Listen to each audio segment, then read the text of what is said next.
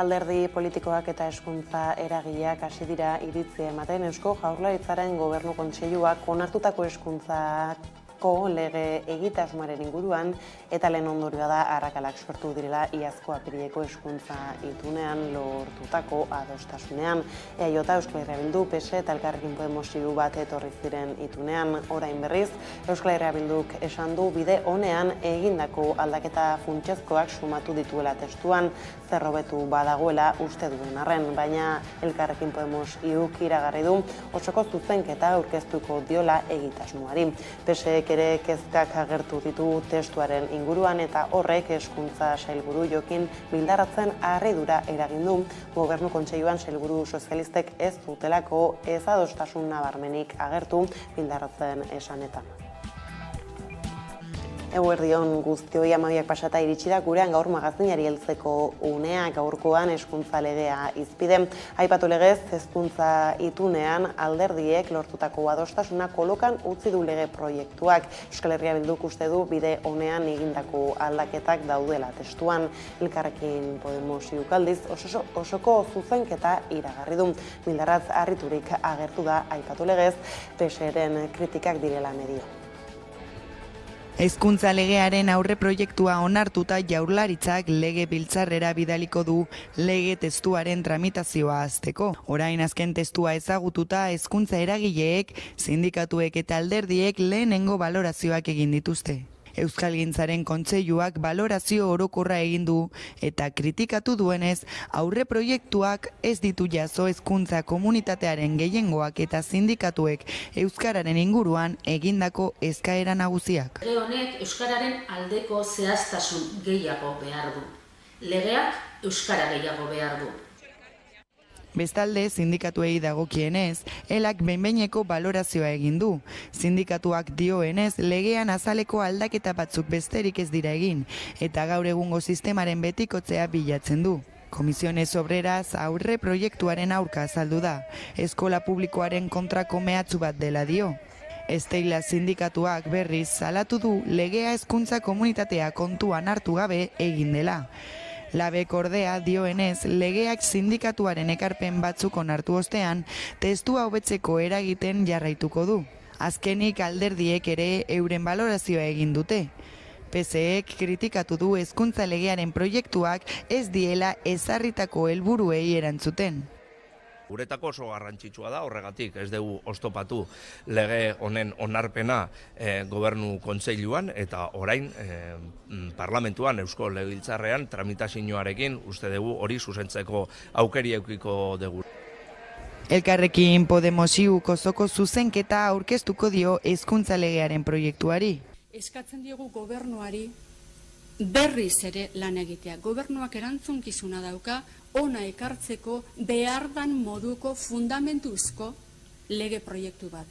Hitzarmena errespetatuko duen proiektu bat. Azkenik, EH Bilduk balorazio positiboa egin du. Aukera historiko baten aurrean gaudela euskal hezkuntzaren eraikuntzan jauzi bat emateko. Legez gabiltzala diputatuen kongresuak osoko bilkuran onartuko du gaur etxebizitza eskubidearen aldeko lege proiektua. Besteak beste, gune tentsionatuetan alokairuen prezioa mugatzeko helburua du araudiak. Maiatzaren 28ko foru eta udal hauteskundeen aurre kanpaina betean lege politikorako tresna bihurtu da azken egunotan adi.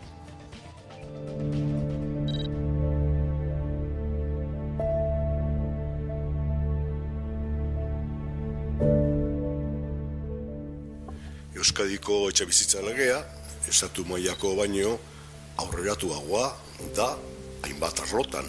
Inseguritate juridikoa bukatu da. Orain aukera daukagu, tresna bat daukagu, beste motatako politikak egiteko.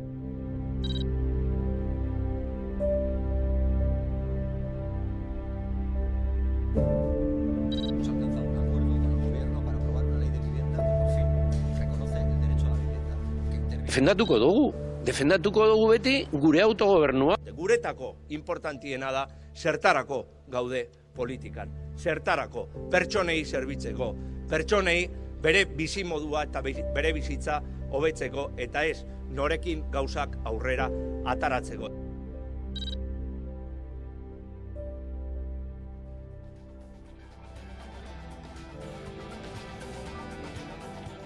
Bestetik, Gernika lumo izango da Espainiako memoria demokratikoaren legeak aurreikusten dituen memoria lekuetatik lehena. Atzo arratsaldean jakinarazi zuen erabakia Felix Bolaños Espainiako presidentetzarako eta memoria demokratikorako ministroak Zaioko kanposantuan 1937ko apirilaren 26ko biktimak oroitu aurretik. Gernikako bombardaketaren 86. urteurrena zen atzo eta sarraski hura gogoratzeko ekitaldia baliatu zuen Bolañosek iragarpena egiteko. Lehenengo biderrez Espainiako gobernuak ministro bat igorri du bombardaketaren biktimak omentzera.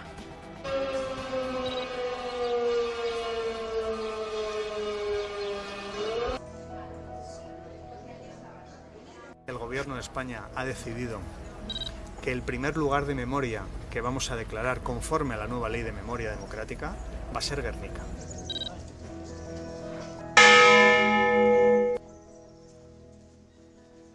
Urrats positiboa da, zalantzarik gabe.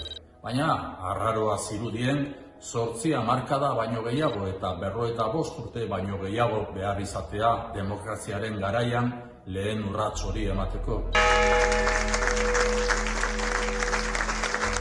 Duela 86 urte Gernika bombardatu zuten, baina Gernika bakarrik ez, herri oso bat, Euskal Herria eta hizkuntza bat eta kultura bat suntsitu nahi izan zuten.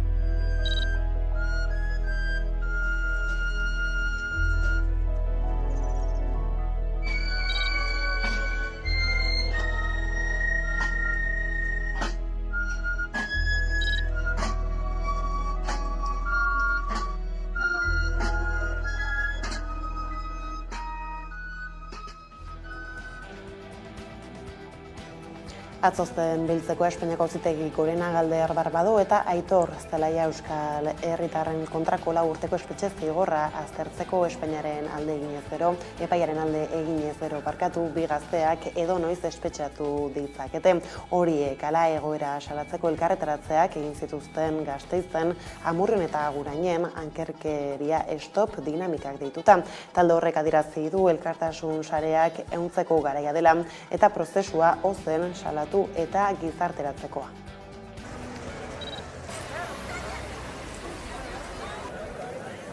Prozesu luze honetan bezala gure bidean berresten gara. Elkartasun sareak ehundu eta egoeraren salaketa jendarteratzen jarraituko dugu. Bi gazte arabarrekiko elkartasun eta babes dinamika honek prozesu bidegabe hau abiatu zenean egin genuen bezala, poliziaren jazarpen politikoak eragindako ankerkeria, Auzitegi Nazionalean epaiketa salbuespenezkoa izatea eta azken 2 urte hauetan bizitza normala egiteko aukerarik ez izatea gogor salatzen du. 2023an gaude eta urteetan Euskal Herrian normalizazio eta bakerako bide bat egin nahian gabiltza. Estatu espainolak ordea tresna eta mekanismo hauek erabiltzen ditu gure herriaren kontra. Horregatik, orain inoiz baino gehiago hurrengo deialdietara adi egon. Eta Auzitegi Gorenaren sententziak dakarrenari erantzuteko deia egiten dugu. Gasteizen kasuan, hurrengo maiatzaren 2an asanblada irekia egingo da Sumendi espazioan, 7. Bertaratzea animatzen zaituztegu.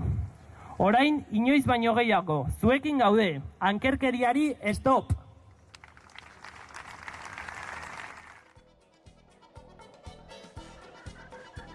Arlo ekonomikora salto, urtearen hasieran moteldu egin da ekonomiaren hazkundea eta horrekin batera okertu dira lan merkatuaren zenbakiak ere.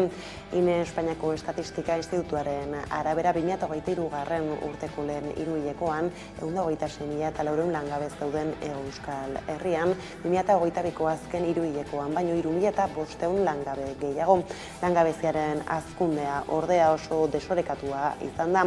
Emakumei egin die kalte batez ere 78.200 daude lanik gabe, aurreko hiruhilekoan baino 6.500 gehiago. Gizonen artean berriz 58.200 dira langabeak, 3.000 gutxiago.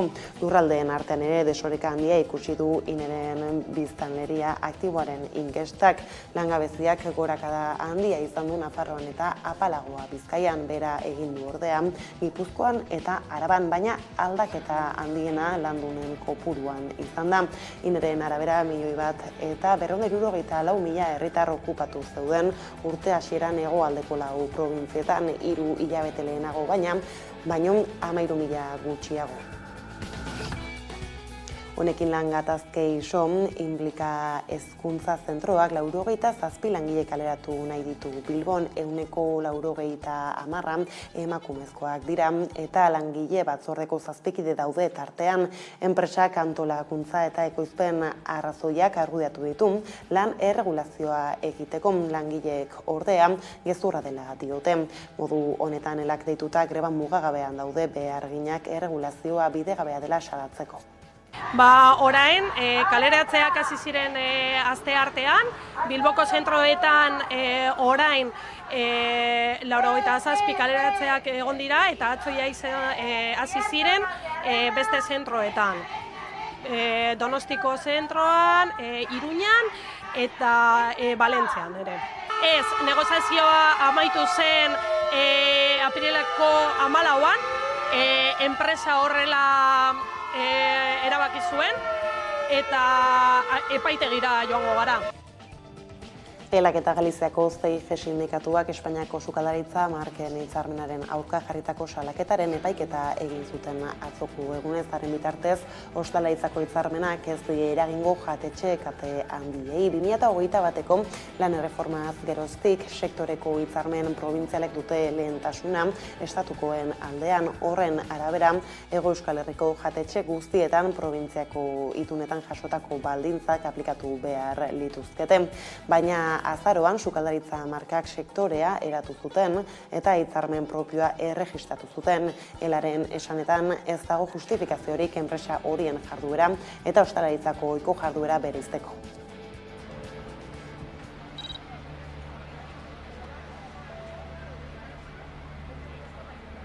Eskatzen duguna da, hemen lan egiten badozu, hemengo lan baldintzak aplikatzea, eta ez estatu mailako hitzarmen bat sinatuta komisione sujete eta fetikorekin. Ulertzen dugu patronala gure dauena egin da hemengo langileen lan baldintzak prekarizatu alba da gehiago.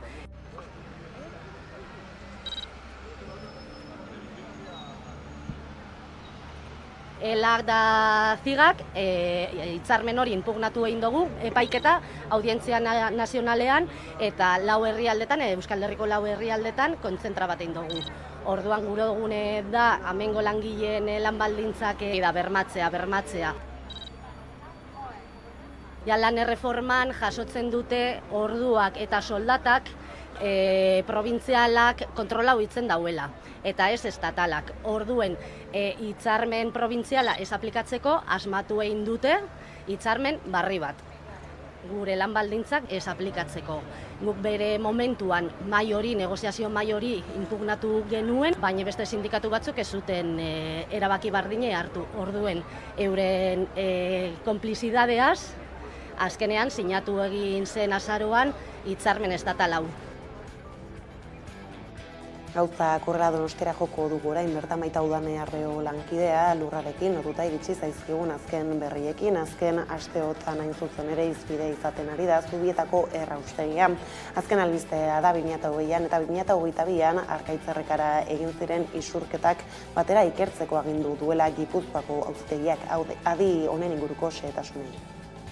Halaxe da, Gipuzkoako auzitegiak 2020an eta 2022an Zubietako erraustegitik, Donostiako erraustegitik Arkaitzerrekara egindako isurketen artean loturak ikusi ditu eta hori hala 2 ikerketak batzeko agindu du. Goratu behar dugu ikerketa geratuta zegoela iragan azarotik, ikertzeko eskumenik ez zutela argudiatuta, baina orain auzitegiak agindu du berriro martxan jartzeko eta 2 ikerketak batera egiteko. Bestalde, testuinguru honetan, larunbat honetan, errausketaren aurkako mugimenduak deituta, oinezko martxa egingo dute Lasarte horiatik Zubietaraino, erraustegiraino. Gipuzkoako auzitegiak ebatzi du loturak ikusten dituela 2020ko maiatzean eta 2022ko uztailean Zubietako erraustegitik Arkaitzerrekara egindako isurik kutsatzaileen artean. Eta beraz agindu du 2 epaitegitan bideratzen ari diren eginbideak ikerketa bakarrean metatzeko, fiskaltzak eta gurasosek eskatu bezala. Ebazpenean auzitegiak fiskaltzaren eskariz isurketa kutsatzeien jatorria zehazteko egindako analisi, ikuskapen eta atestatuan oinarritzen da. Ikerketa geratuta zegoen azarotik auzitegian, ikertzeko eskumenik ez zutela argudiatuta. Gipuzkoako auzitegiak baina ikertzeko agindu dio 5. instrukzio auzitegiari, eta ez dagoela egiterako tarterik. Autoa irmoa da, eta haren aurka ezin da errekurtsorik aurkeztu. Gurasos plataformak positibotza jo du albistea, erraustegia sortzen ari den kutsaduraren ikerketa behar bezala bideratzen duela iritzita. Eta nabarmendu du ikerketa bateratu eta sakonagita lortu dela erraustegiaren funtzionamendu okerrari buruz. Lurpeko eta azaleko uren kutsadura oso larria eta iraunkorra eraginduen funtzionamenduari buruz. Gaur-gaurkoz Gipuzkoako hondakinen kontsortzioko zuzendaria eta 4 enpresatako arduradunak daude inputatuta 2020ko maiatzeko isuri toxikoagatik. Testu inguru honetan, larunbaten Lasarte Horiatik Zubietako erraustegiraino oinezko martxa egingo dute errausketaren aurkako mugimenduak behituta. Erraustegia airea, ura eta lurra kutsatzen lelopean Okendo plazatik abiatuko dira goizeko 11:00. Agintariei exigitzeko geldi dezatela erraustegia, ez dezatela gehiago hondakinik erre, ez Zubietan, ez Añorgan, ez Bergaran eta ez Inon. Zubietako erraustegiko errealitate kutsatzailea agerian utzi nahi dute. Horren adibidetza jarri dute Arkaitzerrekan gertatutakoa. Energia berriztagarriei helduz bestalde Nafarroak bikoiztu egingo du orain arteko energia eolikoa eta eguzki energia ekoizteko ahalmena. Zenbaterainoko energia ekoiztuko den azalduko digu Udane Arbeok entzun. Hori da, Nafarroan energia berriztagarrien 34 parkeri baimena eman diote, 17 parke eolikori eta 17 eguzki parkeriera horretara 1314 megabat ekoiztuko dituzte eta orotara Nafarroan 2757 megabat ekoizteko ahalmena izango du Nafarroa. Gainera parke eolikoen kasuan 3 jada martxan jartzeko baimena eman diote. Nafarroak bikoiztu egingo du orain arteko energia eolikoa eta eguzki energia ekoizteko ahalmena. Energia berriztagarrien 34 parke berriri baimenak emanda, 17 parke eoliko eta 17 eguzki parke eraikiko dituzte. Urren ez urren 420 megabat eta 894 megabat ekoiztuko dituztenak. Instalazio horiek 1314 megabateko potentzia izango dute orotara. Creo que Navarra está haciendo una apuesta real por esa transición energética. 34 espedienteek Nafarroako gobernuko organo eskudunek emandako ingurumen eta hirigintza bateragarritasuna dute, eta aurretiazko administrazio baimenen jasota daude. Gainera parke eolikoen kasuan 3 martxan jartzeko akta dute jada. Alegia Buñuelen joango den Pestrez parkeak, Kabanillasen eraikiko duten Serralta parkeak eta Orkoiengo parkeak jaso dute martxan jartzeko oniritzia. Aldiz 50 megabat baino gehiago ekoizten dituzten azpiegiturei eta herrialde bat baino gehiago hartzen duten parkei, Espainiako Trantsizio Ekologikoko Ministerioak eman beharko die baimena. Orkoiengo parkean jarri dute azpimarra, izan ere parke esperimentala izango da, enpresa jabeak esperientzia hartzeko etorkizunen Nafarroko energia berriztagarrien ekosistemaren lehiakortasuna hobetzeko. Dena denez da horrelako lehenengo parkea, Alaizkoan ere horrelako beste 6 aerosorgailu daude. Bestalde Korraldel Molino bat izeneko parkea hibridoa izango dela azpimarratu dute, energia eoliko eta eguzki energia batuko baitituzte. Era horretara elektrizitate gehiago sortuko du parkeak. Orain artekoei 34 energia parke hauek batuta, 2757 megabat ekoizteko ahalmena izango du Nafarroak, eguzki panel eta aerosorgailuekin.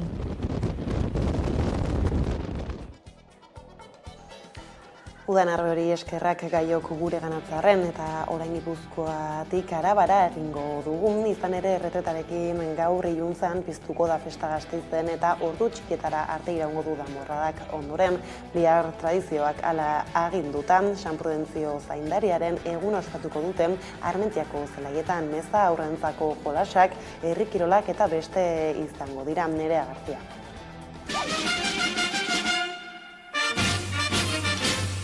San Prudentzio Arabako lurraldearen zaindaria da eta ohorezko jaiak apirilaren 27an hasten dira, hots jaiegunaren bezperan. Egun horretan, arratsaldean probintzia plazan danborradaren erretreta izaten da. Danborrak, majoreteak eta kantinerak biltzen dira eta plaza girotzen dute. 2019an, Jose Maria Bastidak danborra da zuzendaria izateari utzi zion eta Leire Betolatzak hartu zuen lekukoa.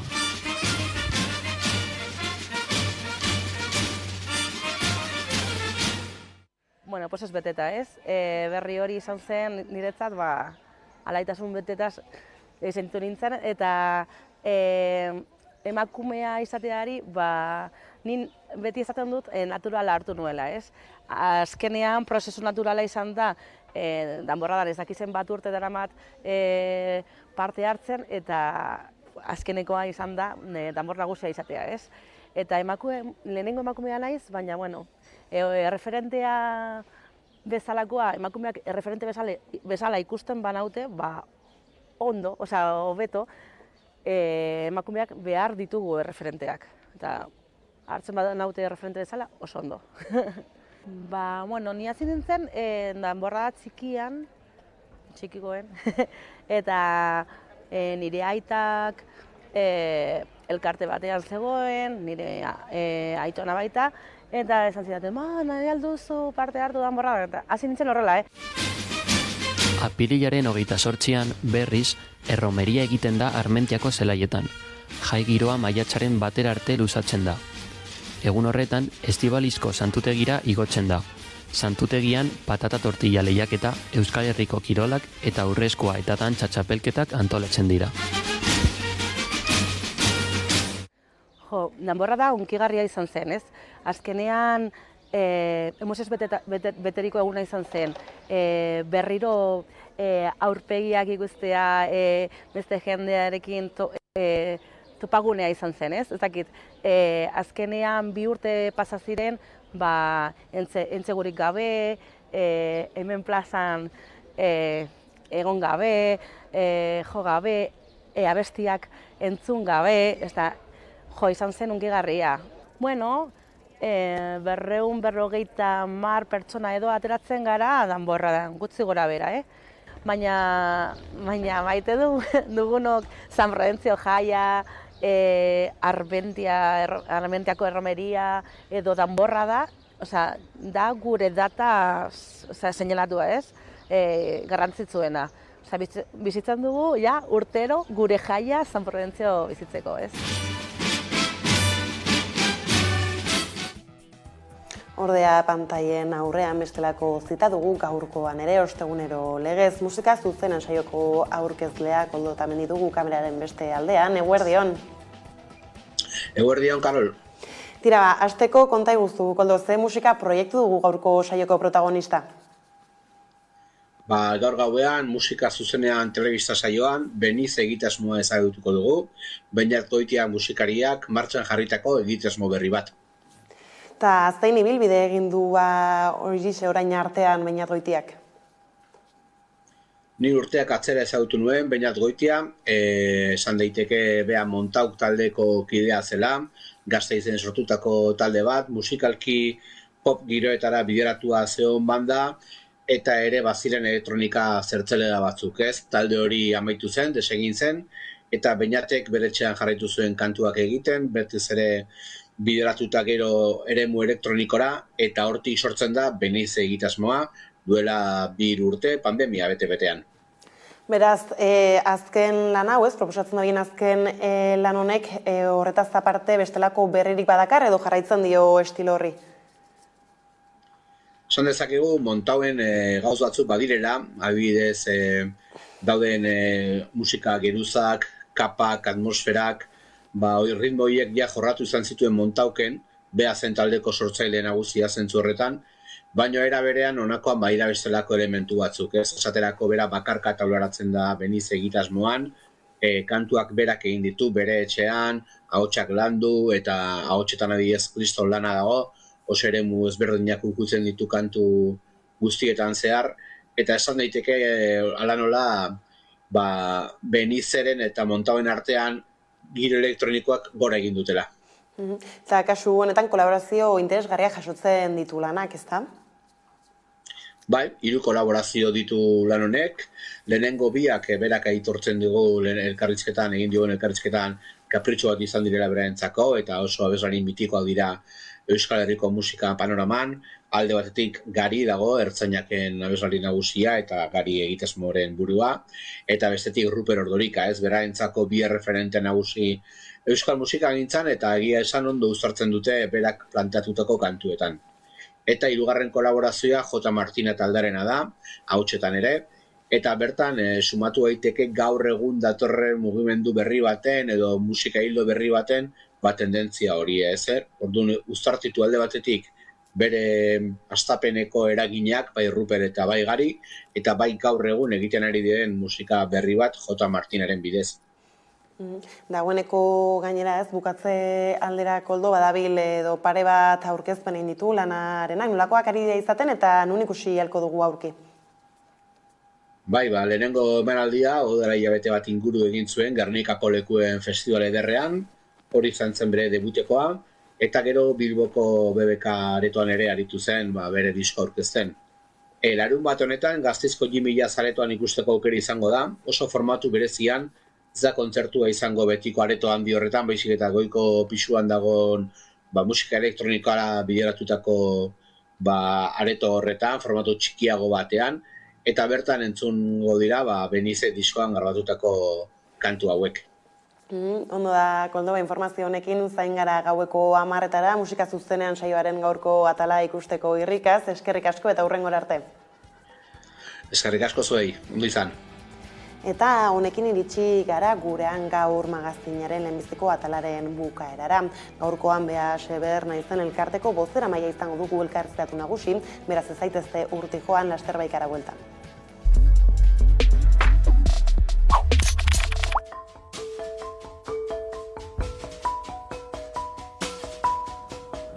Bentura dut izena, abizenik ez zaizki bat ere gustatzen, beti aitaren abizenak direlako, orduan Bentura badaukat sorte handi bat izen honekin eta Benturarekin nahiko.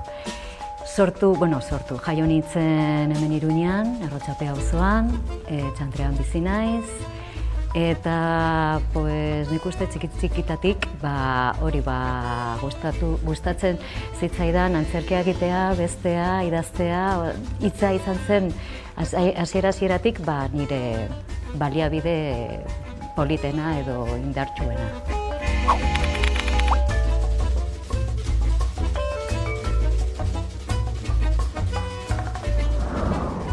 Ni Oier Zúñiga naiz, iruindarra, eta antzerkiaren munduan eta irudien munduan ibiltzen naiz bi mundu horietan. Esan dezagun, antzerkia, aktore, ikusentzunezkoetan eta marrazten eta pinturan eta eremu horietan.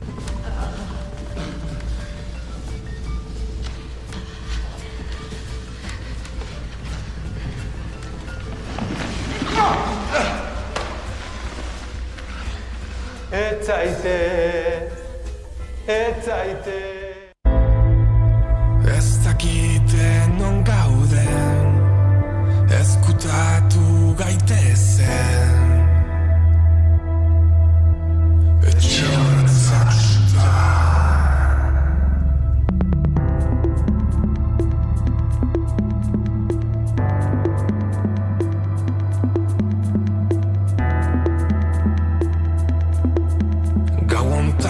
ez dut lo egingo inorez izan gu izateko gau hontan ez dut lo egingo.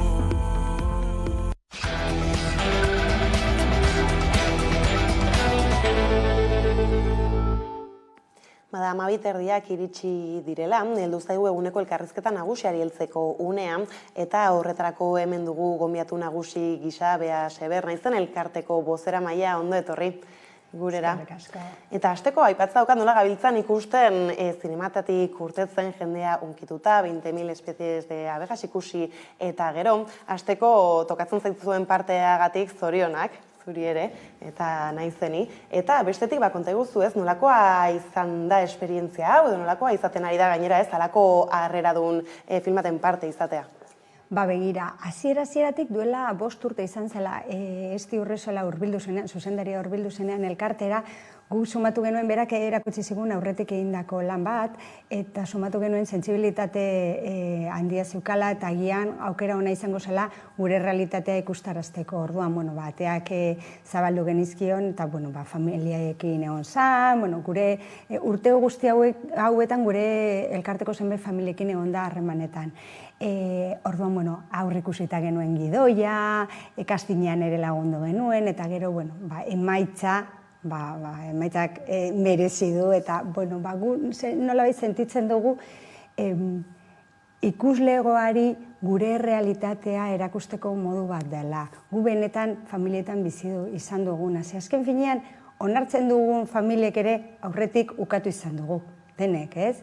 Inork ez du lehendabizikoan esatena, ze ondoa, ze posa, ala, aurrera, ez? Orduan, hori bizitzeko eta ulertzeko oso aukera ona da pelikula eta oso ondo islatu du Estik.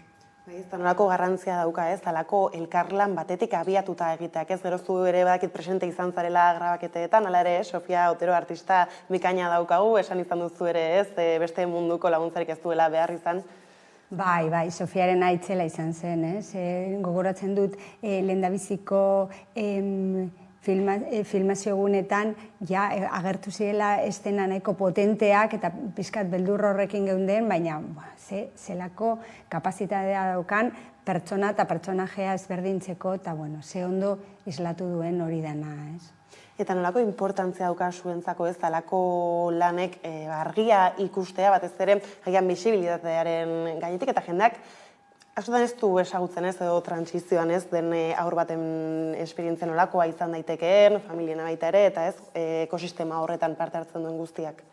Bai, begira, ez da nahita izan eta kasualitatez une honetan atera da filma eta justo une honetan bere biziko garrantzia dauka. Nolabait hasieran 2015 urtean sortu zen gure elkartea, 2013an Krisalis estatu mailan, lehendabiziko urte horietan ez jakintasun handia zegoen, baina jarrera positiboa, ezagutzeko gogoa, ulertzeko gogoa, baina azken 2 urte hauetan sortu da halako mugimendu bat, atzera pausoak emoten ari garela, ikusten ari gara, eta orduan, une honetan, bere biziko garrantzia hartzen du honek, lehengoan familia, pertsona gorren elkarte batean itzalia emoten ari ginela, hurbildu zitzaigun ama bat esan ez, niri ikerketak eta hau dana oso ondo, baina nik ikusten baldin badut norbait, modu batean zoriontsua dela eta bestean ez, nik ez dut azalpen gehiagorik behar. Hori da, pizkat, islatzen dana film honetan, ez? Ja, justo aferarekin lotuta azken urteetan gauza asko ikusi ditu, eta hor beste ez da prentsatik translegea bezala aipatzen duguna, ez? Zer sentsazio gaurko, ez, gaur egun horri begira? Begira, iskanbila itzela sortu dela, egia esan LGTBI lege bat da, 82 uste dut artikulu direla, eta hortik 10 inguru transexualitateari buruzkoa dira.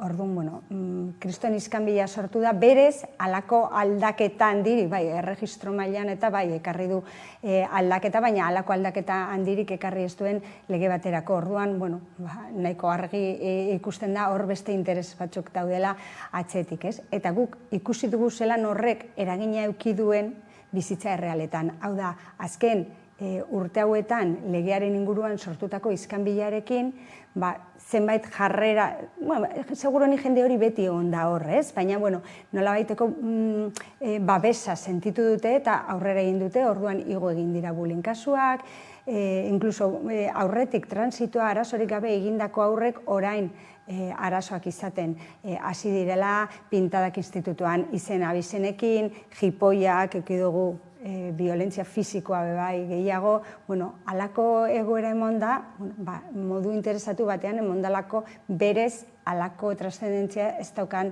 debate bat edo eztabaida bat, ez? Ibilbide guzti honetan beste hainbat aurrerapen egin dira eta ez da arazorik egon, ez? Orduan, Beraz, ez da kontuan hartu izan une batean, ere zer nolako ondorioak izan ditzaken, ez? Halako ikamika bat sortzeak eta azkenean interes politikora mugatu egiten da, eta esaterako ez aurrek halakoetan ez dute zer ikusirik eztabaida horretan.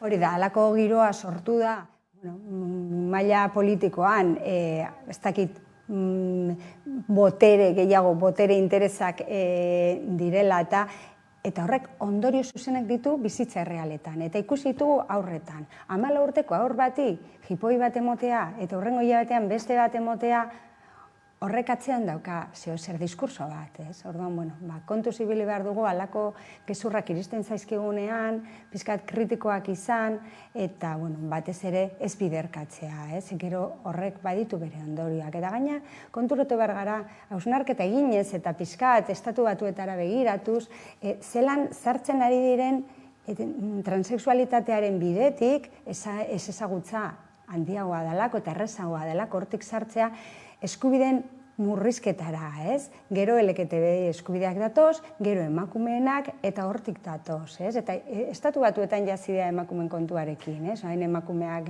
gizonak zaintzera dedikatu behar direla, eta elkarteak sortu dira, eta pixkanaka hortik sartzen ari dira, eta konturatu gabe, irenzten badugu, halako atzera pausoak emango ditugu hartu gabe. Gainera, legearekin berarekin lotutako bulo ez ere aritu izan zinen, hortik ze hausnarketa edo eztabaida horretatik ze hausnarketa nabarmenduko zenuke? Batez ere, paralelismoak sortzea oso erraza dela. Halako gezurrak sortu izan dira ere beste lege batzuk aurrera atera izan direnean.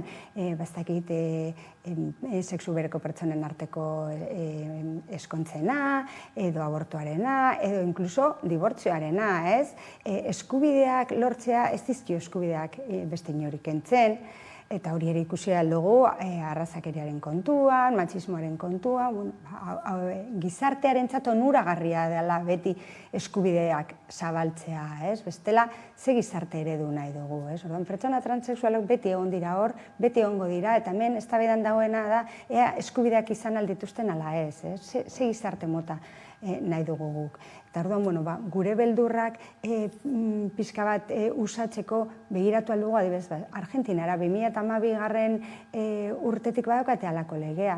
Ez da ezer gertatu. Hemen 2012tik ere badakagu Euskal Autonomia Erkidegoan eta aurretik bageneukan Nafarroan translegea, baina gero ordezkatu zen 17an LGTBI legearen ordez, ez? Eta hor, hainbat eskubide zeuden onartuta, autodeterminazio onartuta dago, ez da ezer gertatu. Orduan, ez? Nik askotan ikusten dut, pertsona eskertiarrekin bezala, bakean utzi genituenean, arazoa amaituta, ez lotu besoa atzean, ez dakiz zer. Hemen berdin, bakean uzten baditugu, hemen ez dago arazorik inorentzat.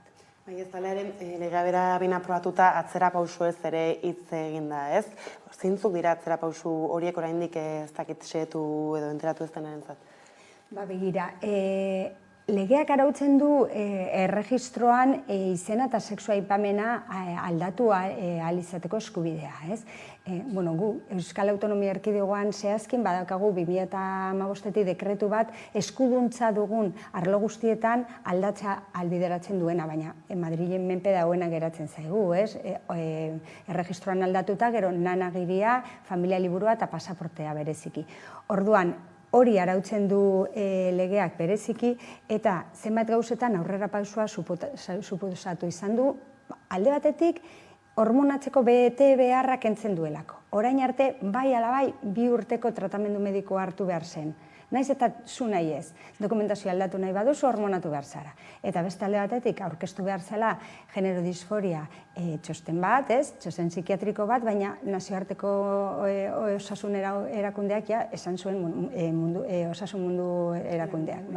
Esan zuen 2018an ez zela buruko gaitza. Orduan, zelan aurkeztuko duzu, existitzen ez den gaitz baten informe edo txostena, ez? Orduan, bete behar bi horiek kentzeak aurrera pausua suposatu du zalantzarik gabe eta oso garrantzitsua. Beste alde batetik, 18 urtetan zegoen epea jarrita, 14 pasada, 14-16 tarte horretan gurasoen baimenez, ez? Orduan, horrek ere aurrera pausua suposatu du. 12-14 tartean epaileak erabakiko du. eskubidea dakasun zure dokumentazioa zuzarena islatzeko. Azken finean horretaz ari gara. Eta hori, orain arte geneukana, horrela zen bebai. Baina zein da etxera pausua 12 urtetik bera, izena baino ezin izango duzuela aldatu. Eta orain arte, lortzen ari ginen, epailearen arabera, sexu aipamena ere aldatzea. Nik uste dut, ideia honen atzetik dauela alako ez dakit zeozer magikoa, dokumentu batean zeozer jartzen badizute, zu bihurtuko zarela gauza bat edo bestea. Azken finean, neska bat, ane bada, ane izango da, naiz eta bere agirian jarri gizonezkoa dela. Orduan, eskubide hori gure dokumentazioak islatzea gure izena eta gure sexu aipamena beste eztabaida bat izango litzateke zergaitik nanagirian agertu behar den sexu aipamena. Baina, hori beste baterako etxiko dugu. Eskubide hori beste guztiek baldin badaukate, gure aurrek ere eskubide hori eduki beharko lukete. Eta ez, adibidez, orain, 3, 4, 5 urtekin transitua egiten ari diren aurrek itxaron behar izatea 12 urtera, ea suertearekin epaileak baiezko ematen dien. Bestela, 14 urtera arte, Da nola uler daiteke ez, hori esan duzu lortzen ari zinetela, adintarte horretan aurrera bauzu garrantzitsuak ematea, badira hainbat elkarte ez, horretan lanean, eta horiei bizkar ematea edo gomendioak ez entzutea? Bai, begira, kontua da, guk hasieran sortu genuela estatu mailan berdintasun ministerioarekin lanerako mahai bat, ez? Translegearen zirriborroa egiteko. Eta beste bat zegoen LGTB legearentzat. Baina, PSOEk nahi izan ezuelako, translegea eta LGTB legea ez ziren gobernu akordioan adostu bezala aparte atera, baizik eta LGTBI lege bat atera zen, eta gu garatutako lege horretatik, 53 folio horietatik, 3 folio sartu ziren LGTBI legean. Orduan, oso gauza gutxi sartu dira, eta horietan ere, PSOEk trabak jarri zizkigun, eta azkenean hori baino zen lortu. Orduan, entzun hasiera batean, horre hainbat kolektibo geunden eta entzun ziguten, baina gero, oztopo horiek izan genituen, eta zen izan genuen aurrera atera. Datu errepatuta, ez gero xeago ere ez hartuko gara, ez nola zuek 8 bat familia hasi zineten, eta gero pila bat handitu den, beraz, datu errepatuta Euskal Herrian, zenbat aurra aurkitzen dira lako prozesuan murgilduta? Begira, hori, esan duzun bezala, 2015ko martxoan 8 ginen. Une honetan 300, baina kontuan izan behar da beste hainbat pasa izan direla gure elkartetik, eta beste alde batetik lortutako aurrerapenei esker, hainbat familiek aurrera egin aldutela edo transitoak egin aldituztela elkartean sartu gabe. Gero bestalde baditugu, beste batzuk gizarte zerbitzuetatik iristen zaizkigunak, edo kontsultak egiten dituztenak, eta hau da, askoz gehiago gara, ez? Denak ez gaude elkartean askoz gehiago gara. Batzuetan esatu dute moda bat dela, ez? Nik beti jartzen dut konparazio berdina, lehen ez zegoen tratu txarrik, emakumeen, ez? Eta bapatean, moda bat da, zen badago, lehen ez zegoen homoseksualik. Bapatean, ez, moda bat ez, zuk mai gainean jartzen baldin baduzu realitate bat, gero eta jende gehiago identifikatu dezake, eta gero eta bide gehiago dituzte aldarrikatzeko, eta, esan bezala mai gainean jartzeko, ez? Orduan, aur asko daude egoera honetan, eta oraindik ez dira den agertu, ez? Askotan erabiltzen da, gure aurka egiteko modu bat bezala, zatea, lehen begira ze gutxi ziren, eta orain biderkatu egin dira noski, eta jarraituko dugu, oraindik ez gara 100 batera iritsi, eta jarraituko dugu, agertu arte danak, eta erregistroan islatuko da, uste dela 0,025 edalako zerbait, 6.000 eta piku pertsonak datuak aldatutakoak askoz gehiago izango dira, noski, jende asko dago hor urratxoiek emon gabe. Onartzea da lehen biziko pausoar, eta esan dituzun guztiak aintzat hartuta ez, datozen urtei begira zer da gehien, edo zen neurri da gehien botatzen duzuena faltan, edo zein pausu ikusten duzu ez, beharrezkoa dela epe labur batean ematea? Guretzako, araudi mailan, esan dezakegu lege, protokolo eta arau onak ditugula. Guretzako garrantzitsuena da gizartearen begirada aldatzea.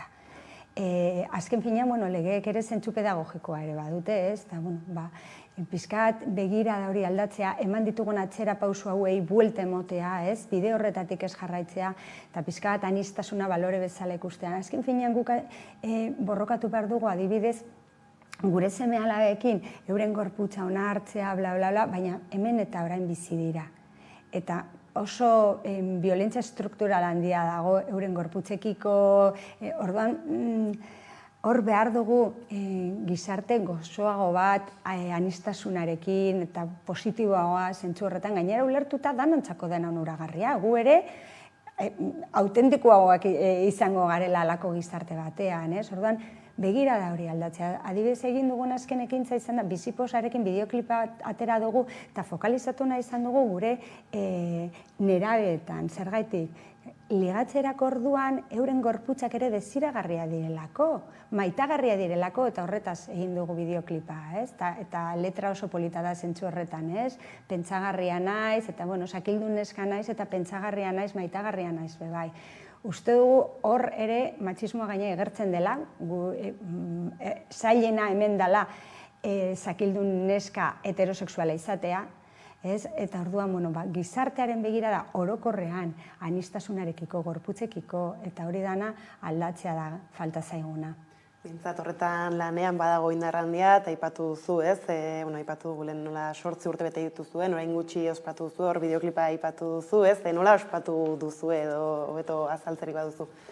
Begira, gauza bat gertatzen nahi zaigu, ona dela eta txarra aldi berean, eta da, gero eta gehiago gara, baina gero eta implikazio gutxiago, ze jendeak ja ez du behar hainbeste borroka egitea. Orduan, badaude batzuk oraindik oso gaizki daudenak, eta laguntza behar dutela, testuinguruak zelan aldatzen dituen bizitzak, irakasle bat edo bestea izatea, gelakide batzuk edo besteak izatea, etxean jasotako erantzuna, zelan baldintzatzen duen beste zure ingurukoen bizitza bezalakoa izatea, edo ez, orduan gu beti izaten dugu aurra hauei ez zaie ez gertatzen, baina gertaraztea egiten diegu, ez? Orduan, gu jarraitzen dugu lanean eta espero dugu egunen batean desagertzea. Hori da, bai, ez?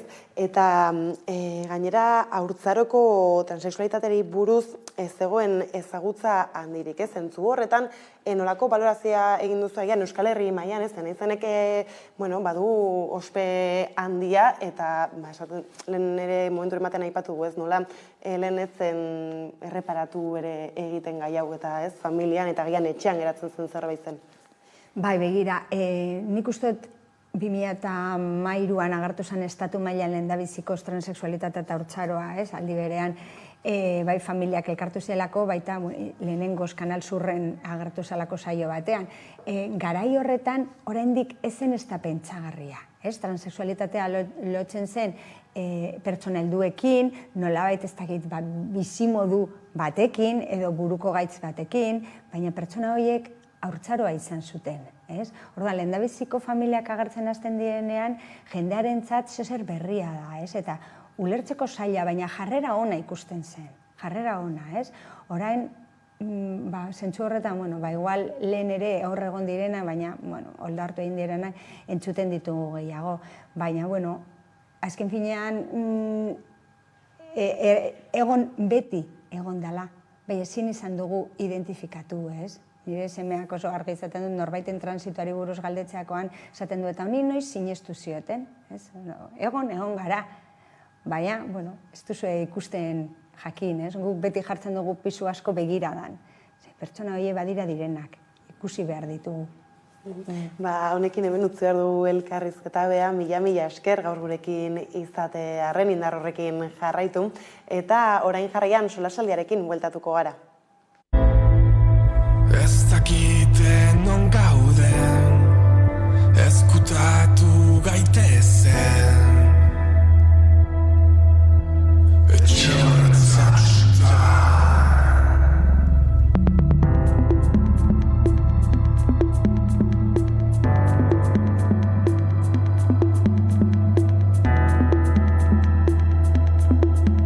Gau hontan ez dut lo egingo, inor ez izan gu izateko.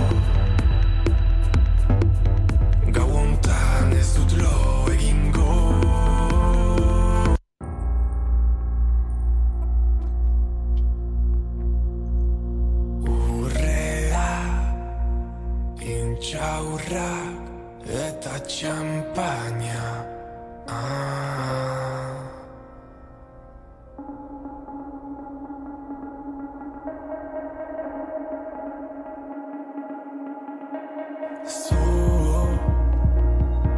Zuri beltzeko zu, onartu ezazu,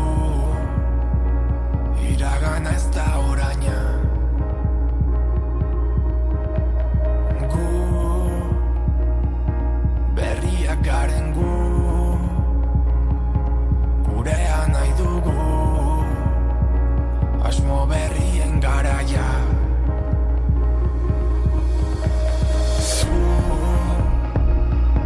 Zuri beltzeko zu, onartu ezazu, iragana ez da oraina. Gu, berriak garen gu, gurea nahi dugu, asmo berrien garaia.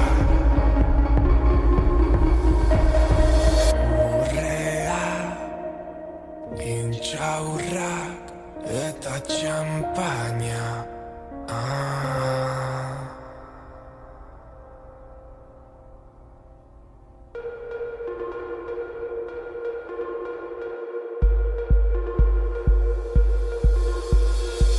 Legezarren aurretik iesean, belaunaldi osoan ora ezean. Tradizio ohituren babesean, garen hori gaurkotu beharrean. Ez mirestu antzina izan ginena, zaindu zazu maitatu egun garena. Ez mirestu antzina izan ginena, nostalgiaz berpizten hiri dena, dena.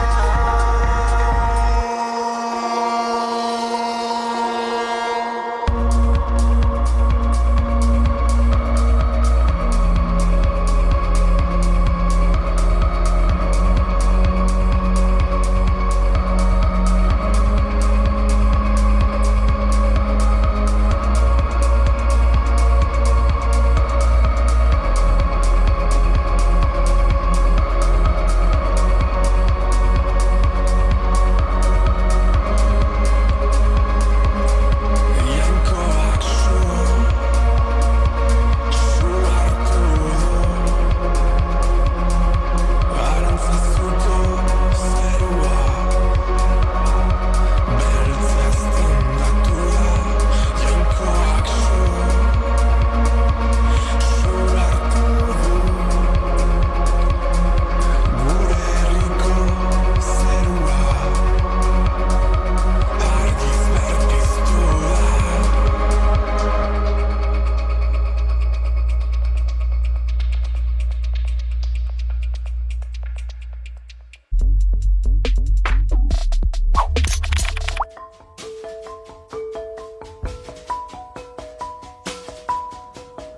Bentura dut izena, abizenik ez zaizki batero gustatzen, beti aitaren abizenak direlako, orduan Bentura badaukat sorte handi bat izen honekin eta Benturarekin nahiko. Sortu, jaio nintzen hemen Iruñean, Errotxapea auzoan, Txantrean bizi naiz, eta nik uste txikitatik hori gustatzen zitzaidan antzerkia egitea, bestea, idaztea, hitza izan zen hasieratik nire baliabide politena edo indartsuena.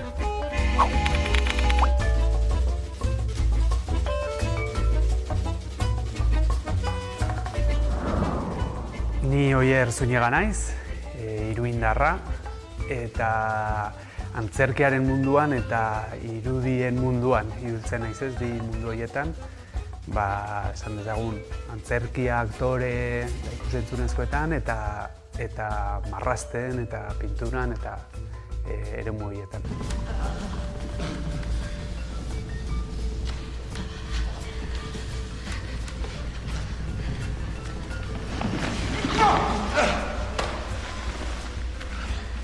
Ez zaitez, ez zaitez.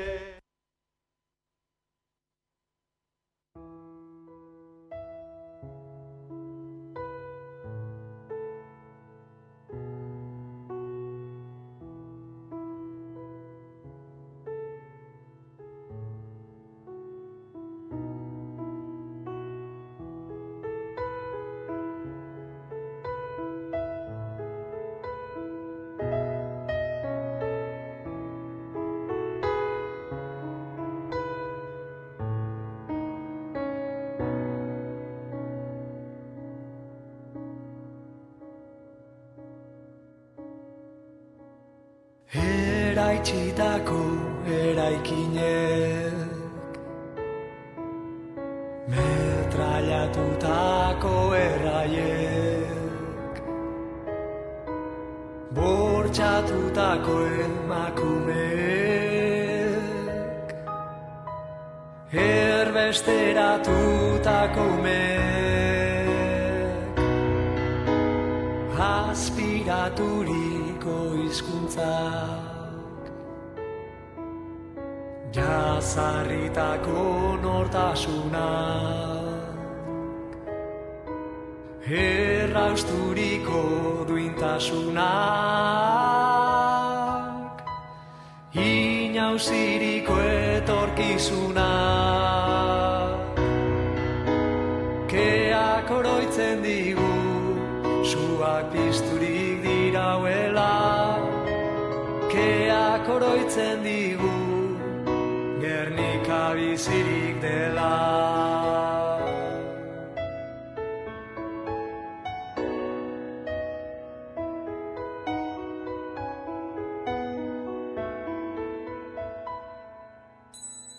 Berreraikitako bizitzek, berriz landatutako ametxek,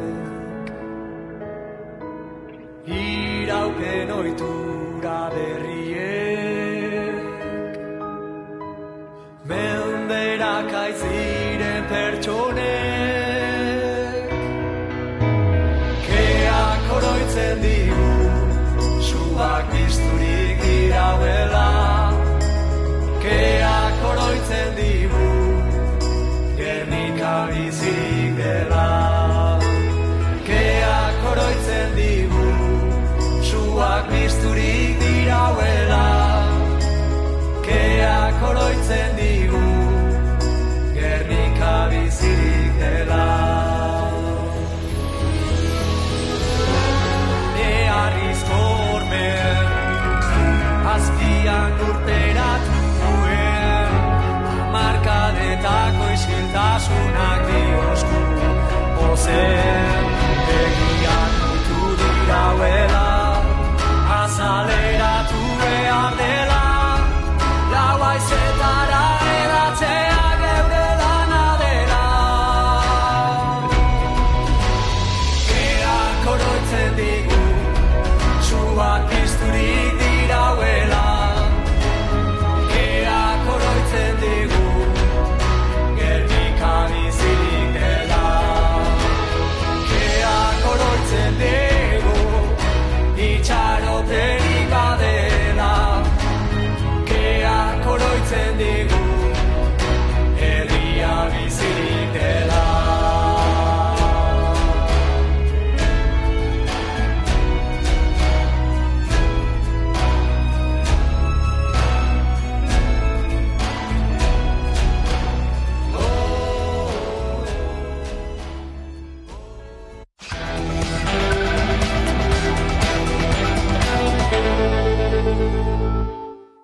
Ordu bata iritsi dela heldu zaigu eguneko solasaldiari heltzeko unea, eta hortarako hemen ditut Albo Banatan, Zurine Rodriguez eta Ibon Meñika ondo etorri.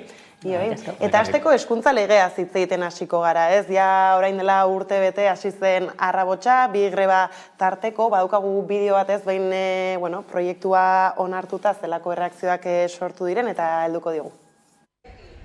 Hezkuntza legearen aurre proiektua onartuta Jaurlaritzak legebiltzarrera bidaliko du lege testuaren tramitazioa hasteko. Orain azken testua ezagututa hezkuntza eragileek, sindikatuek eta alderdiek lehenengo balorazioak egin dituzte. Euskalgintzaren Kontseiluak balorazio orokorra egin du eta kritikatu duenez, aurre proiektuak ez ditu jaso hezkuntza komunitatearen gehiengoak eta sindikatuek euskararen inguruan egindako eskaera nagusiak. Lege honek euskararen aldeko zehaztasun gehiago behar du. Legeak euskara gehiago behar du. Bestalde, sindikatuei dagokienez, elak behin-behineko balorazioa egin du. Sindikatuak dioenez, legean azaleko aldaketa batzuk besterik ez dira egin, eta gaur egungo sistemaren betikotzea bilatzen du. Komisiones Obreras aurre proiektuaren aurka azaldu da, eskola publikoaren kontrako mehatxu bat dela dio. Esteila sindikatuak berriz salatu du legea hezkuntza komunitatea kontuan hartu gabe egin dela. Labek ordea dioenez, legeak sindikatuaren ekarpen batzuk onartu ostean, testua hobetzeko eragiten jarraituko du. Azkenik alderdiek ere euren balorazioa egin dute. PSEek kritikatu du hezkuntza legearen proiektuak ez diela ezarritako helburuei erantzuten. Guretako oso garrantzitsua da, horregatik ez dugu oztopatu lege honen onarpena gobernu kontseiluan eta orain parlamentuan Eusko Legebiltzarrean tramitazioarekin uste dugu hori zuzentzeko aukeri edukiko dugu. Elkarrekin Podemosiuk osoko zuzenketa aurkeztuko dio hezkuntza legearen proiektuari. Eskatzen diogu gobernuari berriz ere lan egitea. Gobernuak erantzunkizuna dauka ona ekartzeko behardan moduko fundamentuzko lege proiektu bat. Hitzarmena errespetatuko duen proiektu bat. Azkenik, EH Bilduk balorazio positiboa egin du. Aukera historiko baten aurrean gaudela euskal hezkuntzaren eraikuntzan jauzi bat emateko. Orain artekoa kolokan jarri du azkenan onartu den lege proiektuak, eta ikusten biltza hor besteak beste, esaterako alderdi politiko dagokienez, bakoitzak adierazpen oso ezberdinak eman ditu. Bai, nik uste oso komplexua dela gaia, ez da edozein legea, lege guztiak importanteak dira, baina hezkuntza legea, nire ustez, biziki garrantzitsua da, asko dagoelako jokoan, nik uste hiru klabe dituela, edo hiru klabe kudeatzen dituela, bada segregazioaren kontua, badaukagulako Euskal Herrian, EAen kasu hondan izugarrizko arazoa segregazioarekin, horri heldu behar dio legea, bestetik hezkuntza ereduari, alegia publiko eta kontzertatuaren arteko oreka hori nola bilatu, eta eredugarren bat, eta niri honet momentu honetan izugarrik eskatzen hauena, uste dudalako justuki, debate politikoa ara jundala, eta da euskararen kontua, eta hori nola kudeatzen dugu. Horregatik, biziki sensiblea delako lege hau, legea baino lehen paktu bat ahalbidetzea saiatu zen, Eta zentzan horren helburua, alderritik haratago hezkuntza komunitatearekin itun bat adostea. Hezkuntza komunitatea zer da? Dira sindikatuak, dira eskola publikoa, da ikastola, dira kristau eskolak, dira plataformak, eta momentu honetan, legea daukegu, eta orain alderdi politiko ekatzen zaie, baina hau baino lehen ituna geneukan. Eta itun horretan nortzuk zeuden bakarrik? Alderriak, alegia ezen benetako itun bat. Helburua, nik esango nuke, lege hau berez hilda jaiotzen dela. Demokratikoki eta parte-hartzaileaki begiratuta, ordu niretzat hau da lehenengo titularra. Eta orain bai, sakondu dezakegu gobernuak ekarri duen planteamendu horren edukian, baina planteamendu hori biziki parte hartzailea ez da, eta nik uste dut dela lehenengo titularra. Ez da egite zuk kuskusatzeko bastirik izan duzun. Bai, onartu erdutzu gaur, ez doa izan azti askorik, lehen komentatu duten moduen, baina, bai, igual refleksio orokor batzuk eta zuri nioan alilotik. Batetik, badago beste elementu bat, eta da oso lotua dagoena eta gaur egun edozer gaia edo zer gauza dagoenean nahiko testuinguru elektoral baitan kokatu behar dugula, ez? Eta ikusi ditugu baitera adierazpen batzuek nahiko logiko horretan kokatua daudenak, ez? Agian emai baten bueltan adierazpen batzuk edo lanketa bat eta adostasun batzuk egin, eta gero publikoki norbera bere sektoreari zer helarazi nahi dion eta batez ere ze logikan plantatu nahi duenen inguruan, ez? Bueno, ni adibidez heltzen dotzete zuinek aipatu dionari eta hain garrantzitsua dan gai bat eta legedi bat edo ez dakit ez,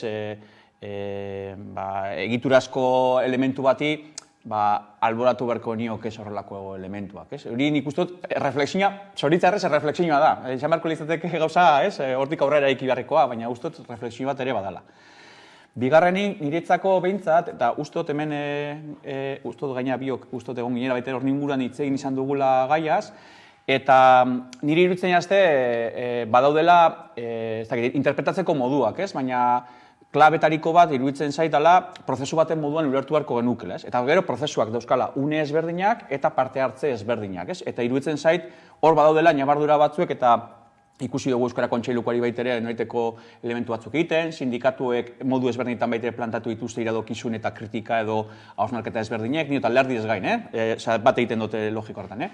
Baina egia da, badaudela, ez dakit, prozesu horretan badaudela interbenitzen dituzten elementu edo aktore ezberdinak eta mai ezberdinetan edo leku ezberdinetan heldu leku bat okin beharko lukete, logika orokorra baitan, ez?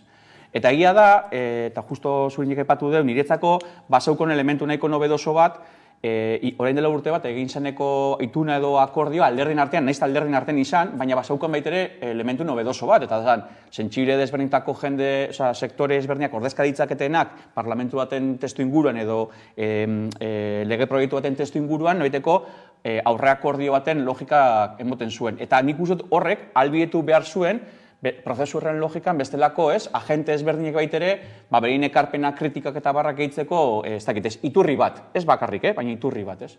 Iruditzen zait, justo urte horretan, egon direla momentu ezberdinak, esan dezagun akordio horretako esentziatik asko aldendu direzen elementuak emon direla. Eta uste horrek ez du ez dara baparen lagundu prozesu horretan, baina ikitzailagoa izan ditezken aktibatzaile hori baitere sustatze aldera. Eta eztabaidak katramietu dira beste parametro batzuetan. Eta hori iruditzen jazte baitere badala gogoeta bat. Eta hemen justo Elkarrekin Podemosek uste aipatu duela, nik uste hori baitere erantzunkizuna horretan baita kokatu behar da. Hezkuntzaren proiektu honek dauka, gobernu batek dauko momentu honetan erantzunkizuna, eta hori baitere kudeatu beharko luke, eta hori baitere tempusoiek neurtu beharko lituzke. Eta gero ja eduki begira, eta ematen paso, porque justo zurinek baita indulako berdina. Niri iruditzen jaztena da, momentu honetan, badaudela baitere prozesu horretan, une oso erabakigarri baten, evidentea, baina ez dana ezer bukatzen ez dara, ez? Eta iruditzen zai baitere eztabaidari begira, neurtu behar dugula baitere non eta zelan egiten ditugun hausnarketak, ez? Baina, edukitan. Bai, ez, gainera badirudioz bildarratzeke aurkezten zuen, eta zerten zuen, edo ematen zuen aditzera nola alik eta harinen nahi duten zarratu... Bai, de hecho, seguratzua da, ez? Kontxilua, gobernu kontxilua goizeko 9 zan, eta parlamentura goizeko 9 nahi gatoz alderea. Ez? Alegia, legea aprobatu baino, jadanik parlamentuan zegoen, ez? Hori, bueno, badirudi tontakeri bat, ez da tontakeri bat, baina bai erakusten du, nahi duela ahalik eta harinen prozesua eraman, ez? Egia da horren irekitzen dela prozesu parlamentario bat, eta hauek astunak izaten dira, ez? Konparezentziak egon behar dira, emendakinak egon behar dira, ez da bai da parlamentario bat egon behar da. Hemendik prozesu berri honetan, agente sozialak kanpoan gehatzen dira. Ez? Eta hau importantia, hau da, puramente prozesu parlamentarioa, ez? Legekoa. Kau, egia esan da, bai irakurri dut ituna, eta bai irakurri dut legea, eta aldaketa gutxi da, ez? Horte Bilduk esaten zuen, aldaketa substantzialak daudela, nik esango nuke oroar muinean ez dagoela. Orduan, bai, esan genezake demokratikoki paktuaren ondoriokoa dela legea. Ikusten badegu adibidez, Esteilak edo Hezkuntza Publikoko Plataformak paktu horri egiten dioten kritikak, hombre, bai, paktuaren ondorioa da, baina agente sozialen kritikak ez dira kontuan hartu, ez? Eta niri hau da, kezkatzen nagoena. Eta hemen ere gero sartzen da alderdi bakoitzak dituen bere kontu elektoralak. Eta egia da, ditugula hauteskunde municipalak, baina aldi berean ere lege honen erdian egongo dira Espainiako hauteskundeak, eta lege honen erdian egongo dira Eusko Legebiltzarreko hauteskundeak. Eta ni hemen uste dut, bai batez ere Partido Sozialistak, PSek, Espainiara begira dagoela, ez? Eta nik badakit eztabaida oso zaila dela, adibidez, itunpeko eta publikoenen arteko eztabaida eta beka biziki zaila dela, baina ni asko oso kezkatuta nago euskararen eztabaidarekin, ez? Zen hau beste eje batzuk ditu, ez? Eta PSek bere garaian ituna negoziatu zenean, hortxe ez, eztabaida zen inbertsio linguistikoa edo euskara eje modun ipintzea, eta gero hirugarren bat sartu zuen PSOek bertan, eta da, euskararen presentzan diegia da, ez? Eta orain gaude beste eztabaida batean, ja sikiera ez gaude inbertsio linguistikoaren eztabaidan, baizik eta gaude, euskara gutxiago behar degula eskolan. Nik ikasi dut B ereduan, eta urteak eman ditut gero euskaltegian. B2, orain, artikulado hau, B2a planteatzen du. B2a ez da maiona, Osea, egun dakagun proposamena ez du euskalduntzen. Eta ere gehiago, ez du laguntzen euskara datzeko. Eta gogoratu behar dugu, euskara ez dela gaztelera. Euskara ez badela minorizatuta dagoen hizkuntza ofizial bat. Orduan, behar ditu neurri zehatzak. Eta bere situak gaztelaniarekiko justuki ez galtzeko. Eta nire ustez, hemen daukagun egoera da euskararen galeraren aurrean egon gaitezkera. Eta danok dakigu, eskola dela ezinbesteko gunea euskalduntzeko, ez? Eta bai eskola publikoa, bai ikastela, bai kristau eskolak, hori da beste eztabaida bat. Eta nik honekin biziki kezkatuta nago, ez? Baina, B2 maila hori eskatuta ere, zelan bermatzen duzu, maila hori ere, ez, izango dutela, ze gaur egun ere batzutan unibertsitatetik irtetzean jartzen du, ez, gero tituluan, ez, honekin euskaraz ikasi baldin baduzu, gero batek jakin barruan, ez, euskaraz bai, bat eta hau, ikasi den. barkatu eta egon pasatuko izut, hau legean jartzen du, ez? Legean jartzen du, ez? B2, osea, bukatzen dezunean bigarren hezkuntza, B2 eduki behar dezu. Eta gero asaltzen du. B2 hori akreditatuko du zentro bakoitza. Alegia, ez dago euskarako instituto bat. Eta orduan, ikasle guztia jongo dira B2ko azterketa egitea ofizialki diren estandar batzuetan, baizik eta ni. Eskolateko zuzendaria banaiz, eta esaten dut, hau guztiak euskara maila hori dakate, nahiko, eta jakin badakigu, ez, hori interpretaziorako eta subjetibitaterako atea irekitzen digula. Eta hor bazen kaleko, edo, ez, eraile sozialen eskain nagusiare bazen murgiltze eredua bera txertatzea lege barruan ez dena agertzen. Bai, eta argi dagoena da, niretzako horregaiti baitere, iruditea azte importantea, uneak eta edukiak nik uste lotzen ditu dela konkretuki horregaitik. Iruditzen zaidana da, lege proiektu bat da, eta lege proiektu horrek jasotzen dituzen elementu batzuek egon daitezke eztabaidagai, daude eztabaidagai, eta beste batzuk ez jasotzak ekartzen duen eztabaida baitere hor dago. Iruditzen zaidana da, momentu honetan baitere, daukaguna da, behintzat, prozesu horren terminoetan, oraindik orain, gauza asko igual, hobetzeko beharra dagoela eta nola artikulatzen den horren ingurukoa. Niri bai iruditzen aztena baitere da, premisa moduan kokatzea, legedi honek baitere, eta zurinek apunte egin du, ez? Nondik abiatzen garen. Gure realidadea baitere, guztiz, berezia dalako, ez? Beste kokaleku batzuetan, eta askotan baitere Katalunia gazin da aipamena, ez? Elementu linguistikoa gaitik aipatzen dut, ez? Hartzen delako elementu moduan, baina hemen badaude ez ezaugarri batzuk agian, Katalunian ez daudenak, batez ere ereduari begirakoan, ez? Ikastetxen ereduari begirakoan, eta horren bai baten eragin bat dauko, ez? Hezkuntza sistema konfigurazio baten bilatzen du. Batez ere gaur egun daukagun errealitatetik, eta argi dagoena da, hemen daukagun elementu oso lasgarri bat dela, 30 urtako hezkuntza legedi ez berriztatu bat daukagula. Eta hori baitere sama moduan pairatzen ari garela. Daukagun horieteko abia puntua oso, kakautzen artean, bajua dalako norantzak jo beharko genuken aintzat hartuta, ez? Eta gero baitere hor daude bestelako elementu batzuek, ez? Eta ni bat nator neurri baten, zentzu baten adibidez, hizkuntzari begira euskararekiko, momentu honetan daukagun hizkuntza politika eta daukagun hizkuntza legedia, nondik eta ze eguneratze falta daukagun eta ze erronka berriei ze heltzeko ze arkitektura juridiko eskasa bihurtzen ari dan, ez? Horrek gauza guztiak nik uste dut eragiten dute eztabaidan, ez? Bestelako elementu bat eragiei begirakoan iruditzen zait baitere, ikusteko dau, momentuz adierazpena baino ez da, ikusteko dau gero baitere horrek ze forma hartzen du, eta ze eztabaida eta ze ekarpen egiteko gaitasuna dagoen, baina mai sindikala baitere egiteko, ez,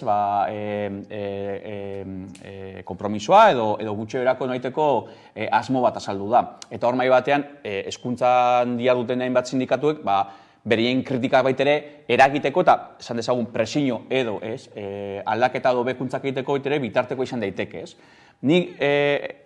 Niretzako baitere iruditzen zaidana da, nahiko beharrezkoa daukaguna da, gaur egun baitere hezkuntza komunitatean orokortasunean, daukagun noiteko, ez, dispersioa, esan dezagun. Dispersio esan dut, badagoelako, ez daudelako ikastetxetan proiektu bateratuetako baitere aukera askorik momentu honetan, kalean eta eztabaida sozialan baitere askotan urruntasunetik ikusten dira beste eragile batzuek, eragin zuzena daukienak bai, baina beste hainbat jendek ez, hain garrantzitsua den legedi batekiko, ez. Eta nik uste dut prozesu horren baitan gogoetatu beharko genuke. Nik hau aipatzen ari naz, batez ere, iruditzen zaidelako eztabaidak ze kokalekuan eta zelako elementuen gainean baitere moten dugun aintzat hartzeko, ez? Eta gero, azkeneko elementu bat, ez? Niretzako hor bai daude, eta aitortzen dut, legedi atzokoa ez dut guztiz ondo irakurriz, ez dut eukine astirik, baina ez esan edut, baina egia dalako baitere, nik uste dut, nondik gentozen ikusita baitere, definizio batzuk baitere badaude askoz ere zehatzagoak direzenak, ez? Eta iruditzen ez hori baitere, bada borrokatzeko helduleku bat, ez? Jarriko dut adibide bat, eta nik uste dut importantea dela, eta dela kudeaketari dagokionean, ez? Kudeaketa zentralista batetik abiatzen gara, errealidadea hori dalako, Madrilek egin izan duena, Gasteizek egin izan du eta berproduzitu du hezkuntzaren kudeaketarekiko, ikastetxeak askotan oso menpeko eta oso, ez dakit ez, eskumen eta gaitasun gitxigaz eukin izan ditu, eta realidadeak baitere ezberdinak direla aintzat hartuta, uste dut autonomi hori sustatzea eta betik gorako logikan eta noraiteko tokikotasun horri baitere aintzat hartzen dituen kudeaketa baterantz hurbiltzea garrantzitsua litzateke, eta iruditzen zait baitere hor badagola bestelako elementu bat, aurrera begirako horretan hezkuntza sistema beraren noraiteko eraldaketarako bide bat izan daitekena. Baina galdetu behar dioguna hezkuntza komunitateari, eta ni horren parte naz, guraso nazen einien ere, horretarako baitere zelako aktiboak izan ditzakegun, ez? Eta hor nik uste dut badukagula asko esateko. Orain gitxi izan da azken matrikulazioa ere ez, eta hor ikusi genuen nolako arautza sortu den berriz ere. Eta hor ere ez, euskaraz aritu garela, segregazioaz, doakotasunaz, publiko azkenan ez baude ere oso lotuta euren artean puntu hauek hor ere duda asko maigaineratu dira. Bueno, nik uste oso argi dela, oso argi ikusten dela legean, ez? Bizare printzipal daude, publikoa eta ez publikoa.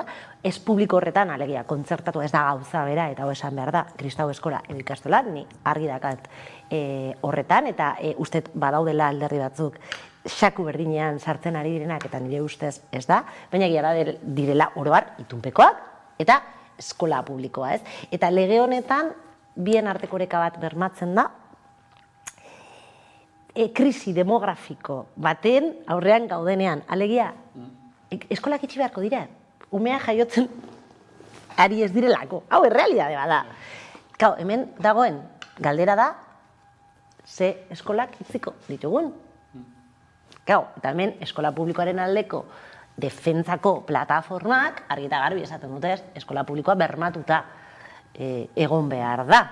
Gero, hemen dago beste eztabaida bada, eta da, eskola publikoa Espainiaren menpe dagoen enean, euskalduntzeko espazio bat da, ez, egia da, ikastolak izugarrizko niretzako lanketa bat egin dutela, eta egiten dutela egunero hezkuntza sistema propio bat erakeitzeko, baina egia da, liberean ere, ikastoletara, ez duela edo horrek joateko aukera.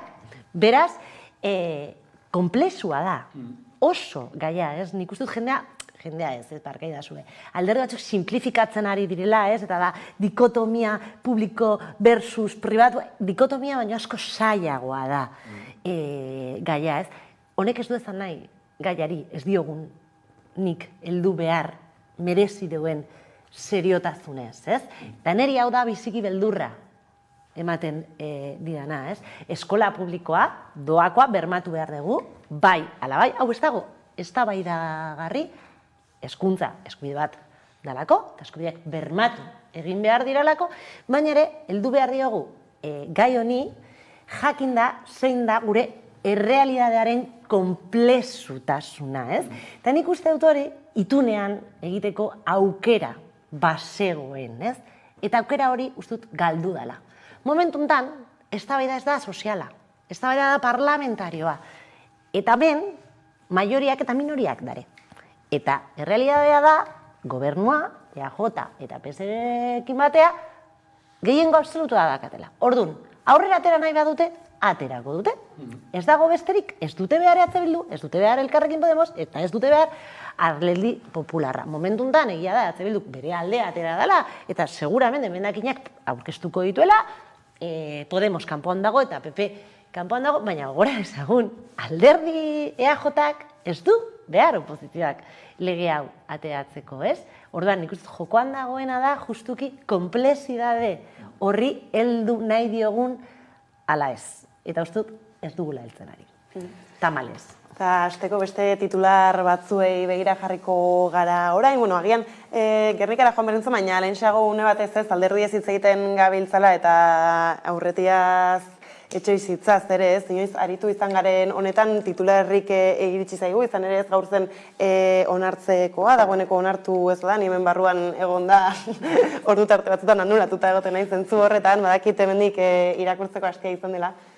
Bai, bueno, jakin izan dugu ez, alderdi EAJak, bueno, eta PDK kasu honetan, Juntsek, aurrera, kontra ingo dula etxebizitzaren legearekin, beraz, bi bloke daukegu, aldekoak eta kontrakoak, abstentzia ez daukagu, ez? Bueno, etxebizitza berriz ere ez hezkuntza bezala eskubide bat da, ez? Errealidade bada, eta hemen etxebizitzarekin negozio bat badago, eta errealidade bada, daukagu lege bat negozio hori topatzea saiatzen dula, baina negozioaren inguruko topaketaz hitz egiten ari da, eta ez eskubideaz. Hori niri ja ematen dit zerpentzatera, ez?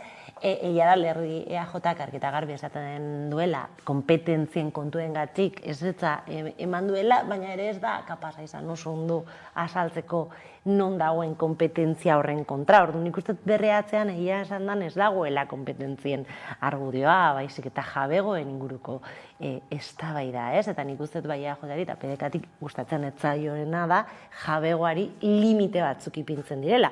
Ni eskertiarra izan da uste gainean limite horiek ez diren nahikoak, isugarri, baina uste benetan horren atzean jabegoaren inguruko eztabaida bat dagoela, eta argudio bat dagoela, ez? Izan ere, eztabaidarako asko ematen ari da, eta hor bada kontua zer jartzen den erdigunean, etxebizitza legeaz hitz egiten gabiltzanean. Eta kontuan hartuta, zurinek aipantatu den moduan, hemen badaude, ez dakit ez, jendarte moduan, herri moduan, erronka batzuk eta problematika batzuek eragin zuzen bat daukila jendartearen zati handi bateri, eta beraz, politika egon barko litzateke horreri noiteko soluzio aliketa bateratu justo berdinzaleago baten bidea egiteko, ez dakit ez, behikulo izatea ez. Eta gainera, azterketa soziologiko guztiek baitere adierazten nahi dute, etxebizitzaren preokupazioa areagotzen ari dela, batez ere gune urbanoetan, sektore batzuei begira, eta barra. Orduan, evidentemente, hor eztabaida bat badago, eta eztabaida sozial horretan, nolabait ere, forma juridiko motea aldera, hor interes asko elkar txoke egiten dute, eta ez jendarteren interes komunen araberakoa. PNV-ek edo EAJ kasu honetan, eta Katalaneko noiteko eskumako alderdi batzu baitere, nahiko gatx edo zail daukate baitere, azaltzeko baitere, zein dan behien justifikazio politiko edo parlamentario horrelako jokadia eukiteko, ez? Zesko bat egiten nahi du, ez da bai da nahiko kontrakotasunetik adierazten ari du. Eta gainera, EAJ momentu honetan baitere badauka bestelako kontraesan bat horrekiko, eta da, karo, bere momentuan EAN egin zen eskuntza, etxegitza legediren kontua baitere aurka alkartu zen, eta gainera baliatu zuen argudio moduan zergatik kompetentziaren inguruko talka bat aurkitzen ari zen, nahiko kafkianoa. Orduen, ikuste du baitere, bat egiten dut, zurinik aipatu duenan, sustraian edo sakonean ez dagoela, adierazpen horien noiteko logika, basik, eta benetan atzean dagoen interesak, Eta historiko hartzen badegu, eta gira da, egun daitekela kompetentzien inguruko eztabaida eta guazen egiterare, baina liberean ere EAEn behintzat baditugu etxe bizitza kudeatzeko hainbat kompetentzia zehatzak. Harin ez adibidez pentsatzen, turismoko etxe bizitzen kudeak eta hori munizipioak ordenatzen bitartez kudeatu dezakete, eta dakaguna da, arazo larri badakagula, harin ez pentsatzen adibidez Donostin, turismoko etxe bizitzekin orduan.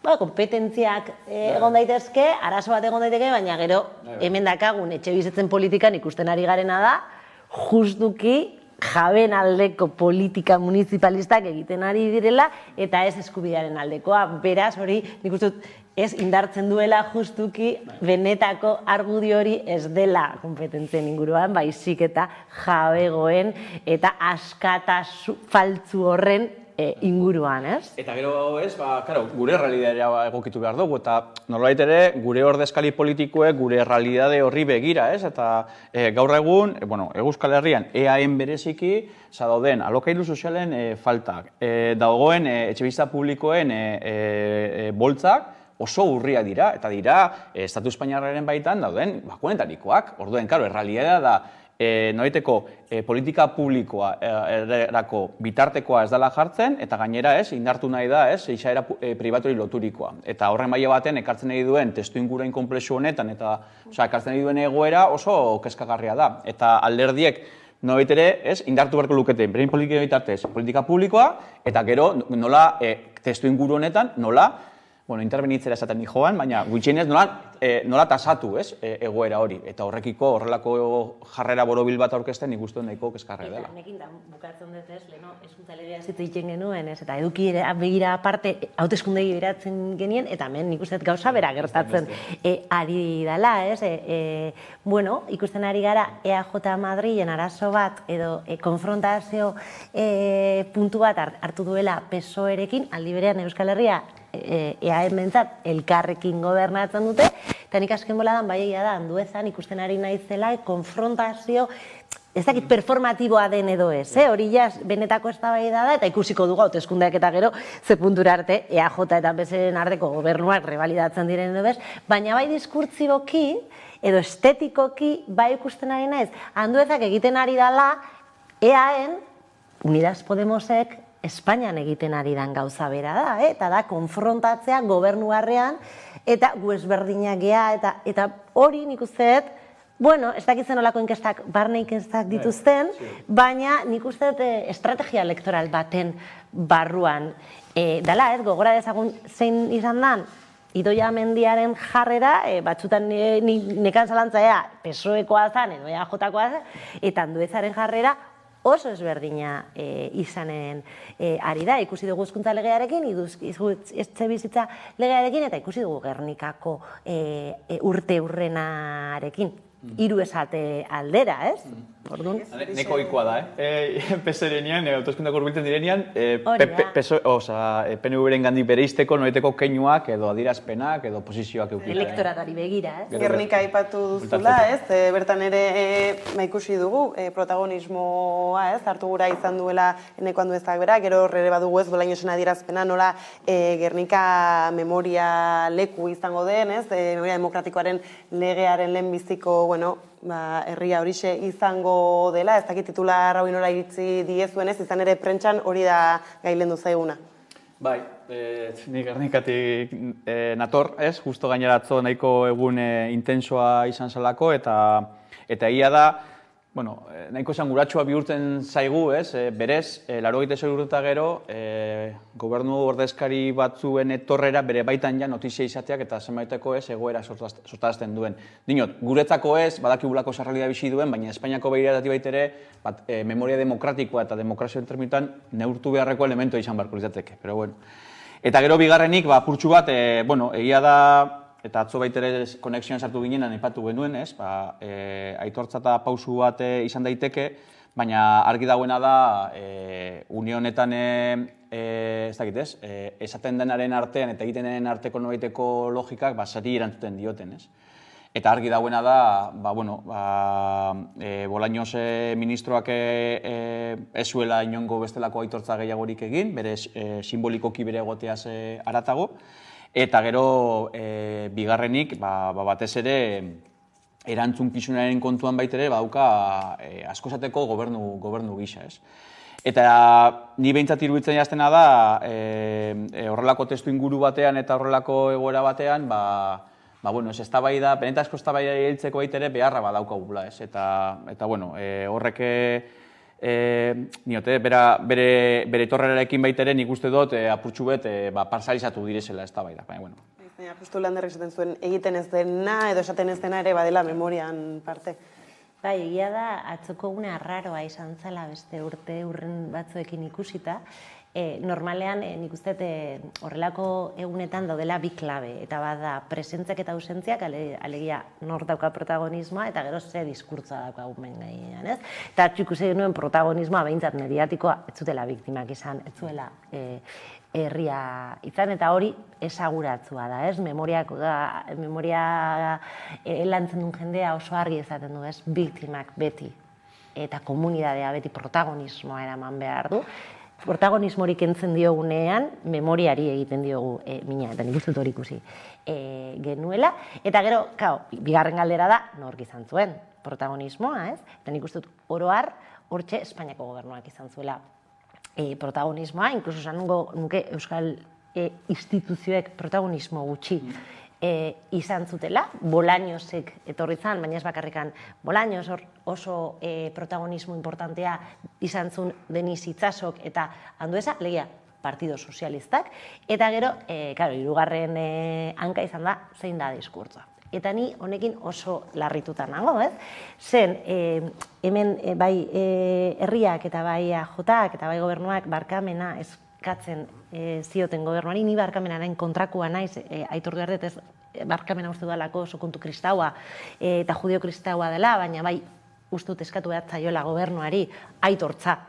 Ez, eta barkamena baino, ez, erantzukizunaren jarrera hori niretzako politikoagoa da judio kristaua baina topatu genuena zan, ez zela etorria aitorpena, baina eskiz hori, baizik eta biktima bezala agertu zala estatua, eta esan zula ez gu gara errepublikaren oinordekoak, eta aldi berean lore sorta zeraman Espainiako errepublikaren bandera, ez? Ez, Bolañosen lore sorta hori Espainiako bandera da, eta niri mingarria iruditzen zait esatea, ez, errepublikaren oinordekoa gara egun Espainian monarkia bat dakagunan, ez? Insulto bat bezala iruditzen zait, ez? Ulertu dezaket estrategikoki ez dutela barkamena eskatu nahi, niri aukera galera bat iruditzen zait, baina ulertu dezaket kalkulu elektoralak, baina ja, biktima bezala uikatzea.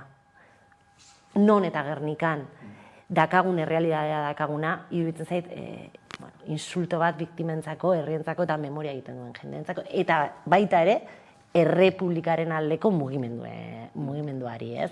Bai, gogorra izan naiz bizkatzen.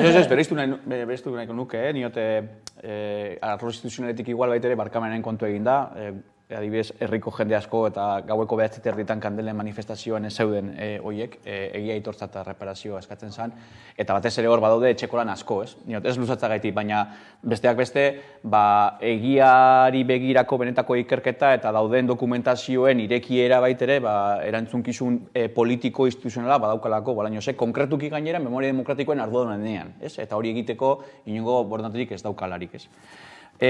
Hori aintzat hartuta, niri iruditzen jaztein nahiko, eta justo zurinek aipatu den hildotik, iruditzen zain nahiko interesgarria dela ari horri heltzea. Eta hor zan lehenengoz esatera, Gernika bombardeketaren oiteko erantzunkizun politikoa ez duela gaurko gobernua. Hori izan zen, etorri aurretik esan zuena, eta gero bertan esan zuena zen, orduko Errepublikako gobernuaren oiteko oinordekoa zara. Orduen, eztabaida horretan, ados nago zurinek esan duen eri, ez luzatzeagaitik. Nik aipamen bat nahiko nuke, eta gainera zurinek gaztiztarra izanik eta gu martxoak hiru elkartea konbidatu genuela esanik, nik uste dut oso esanguratsu dalako, porque niot, ez gara sartuko debate historiko-historizistetan berarekin, baina gutxin esan dezakeguna da, 76-77ko gobernu horretako oinordikoa ziur zarela. Bueno, pues 1976an erailtzen dituzten gobernu horrek erail zuen langileri baten ordezkari politiko historikoak pasen dituzten bertan. Areri esen izkioke hitz batzuk esan beharko? Esen nioke egia aitortza eta reparazio termitan pausurik egon beharko Gernikan? Ba, horrekin, bai ez daukagula eztabaidari. Dinot, beste eztabaida baitere sartuko nintzateke, baina gutxinez horrekin, ez? Eta egia da, hor gaian geratzen da, simbolismoa, bonote falta, eta batez ere horren atzean dagoen noiteko, bidean, ez? Alandare, gube baiten ikustut, kagotzen artean, abilak izan behar garela, eta ulertu baitere, elementu batzu baitere, Euskal Herritik baitere, berenganatzeko moduan egon beharko liatezkela, ez? Keinuak baitere, adierazgarriak dira, oso adierazgarriena dana da, adibidez, ez? Espainiar banderarekin joatea, kanposantura hori egitera, eta nik uste dut baitere, erantzunkizunak hartzeko eta eskatzeko baitere, bideak egon daitezke gaurtik ere, Gernika bihartik ere, bada, zer lan ez. Ez nahi aipatu zu ez, nola Landerrek martxoaren 3 elkartetik, ez, basina jo zuen, baina egitarau zabala izan da ez, memoria elkarte ezberdinek elkarlanean antolatutakoa, eta hor bestak beste ez, justu azoko egunan kokatzea Pablo Gonzalezen bikotekidea batetik ez, leku batean sirena ematen, eta bestean justu martxoaren 3 elkarteak hor bintzat badu ez, herri gisa. Nik uste eta pixkate alden dugu naiz bakarrik Gernikatik. Ez uste Euskal Herrian izugarrizko importantzia dauka talde memorialistek egindako lana. Nia Martxakiruekin harreman handia eduket eta oso polita da egiten den lana, ez bakarrikan, Elgetan ere izugarrizko lana. Eta hau positiboa da, baina normalen horrelako gauzak, herritik sortzen dire instituziotik, falta bat dauelako, ez? Ni bai uste dut autonomi hori ezinbestekoa dela, baina ere batzutan gaizki bizitzen zen zergatik sortzen dira horrelako elkarteak, normalean impunidade baten ondoriozko artikulazio beharra dagoelako, eta impunidadean danerik eskatzen nauena bereziki. Importantia da gainera, eta netzako oso polita dara ikustea nola oso ezberdinak diren elkarteak, ez, Gernika edo Martxoak 3, ez aizpatzen diran, zen hori ere memoria erakitzeko ezinbestekoa da, baina ere reparaziorako, ez? Reparazioa da, ezinbestekoa da, beti esaten du ez, aitortza orandikan tamalez ez dago, edo dagoenean, eta ez zarinez bakarrekan pentsatzen herrikan, orain dela gutxi hemen etxe hontan ere, bai hontan Zabaltzaren inguruan egon ginen hitz egiten, ez, aitortza gutxi, ez errepikatzeko bermeak, igual Gernikaren kasuan badaukagu berme hori, baina kasu askotan eta askotan ez dakagu bermenik, eta erreparazioa, ez? Eta nik uste dut azken boladan ere erreparazioa herritik etortzen ari dela, eta hori oso positiboa dela, eta nik uste dut zoriontzekoa dela, eta izugarrizko eskultzabaltasunez zein da, baina etortza erreparazioa, eta ez gertatzaren bermeak instituzioen ardura da, eta hau esan behar da. Eta ardura hori ez dator. Gainera oraindik ere ez korapilatu egiten dute gehiago, eta aipatuzu Zabaltza, baina ikusi genuen gero jarraian ez Arantzarirekin gertatu zen guztia, ez? Balioan jarri beharrean, asustatu eta... Bai, eta batez ere, zelako errelatuak inposatu edo esarri nahi direnen logikan baitere, ez? Eta argi dagoena da, impulso herritarrez egiten direzen aurrera pausuak, etengabe, ez, eteteko asmo politiko bategaz sustatzen, ebaiten dira, ez? Eta hori ere, eta importantia da saltzea zen, adituek oso ondo saltzen dute, ez? Zuk impunidade horren logikan zaudenean, eta aitortza egiten ez dezunean, rebiktimizatzen dezu. Eta oso importantia da saltzea, ez? Eta ari naiz adibidez pentsatzen Zabaltzaren kasuan, ez? Zuk ikusten dezunean Zabaltzaren kasuan, edo Zabaltzaren heriotzan, responsable bat ez goraipatzen denean, familiari eragiten dion hori, berriz min hori, berriz bizitzea, rebiktimizatzea, ez? Eta hori eragina dauka, ez bakarrikan familian, eta oso importantea da, baizik eta gizartearen trauma kolektiboan. Zeren trauma, generazioz, belaunaldi pasatzen da, eta hori demokraziaren kalitatean ondorea daka.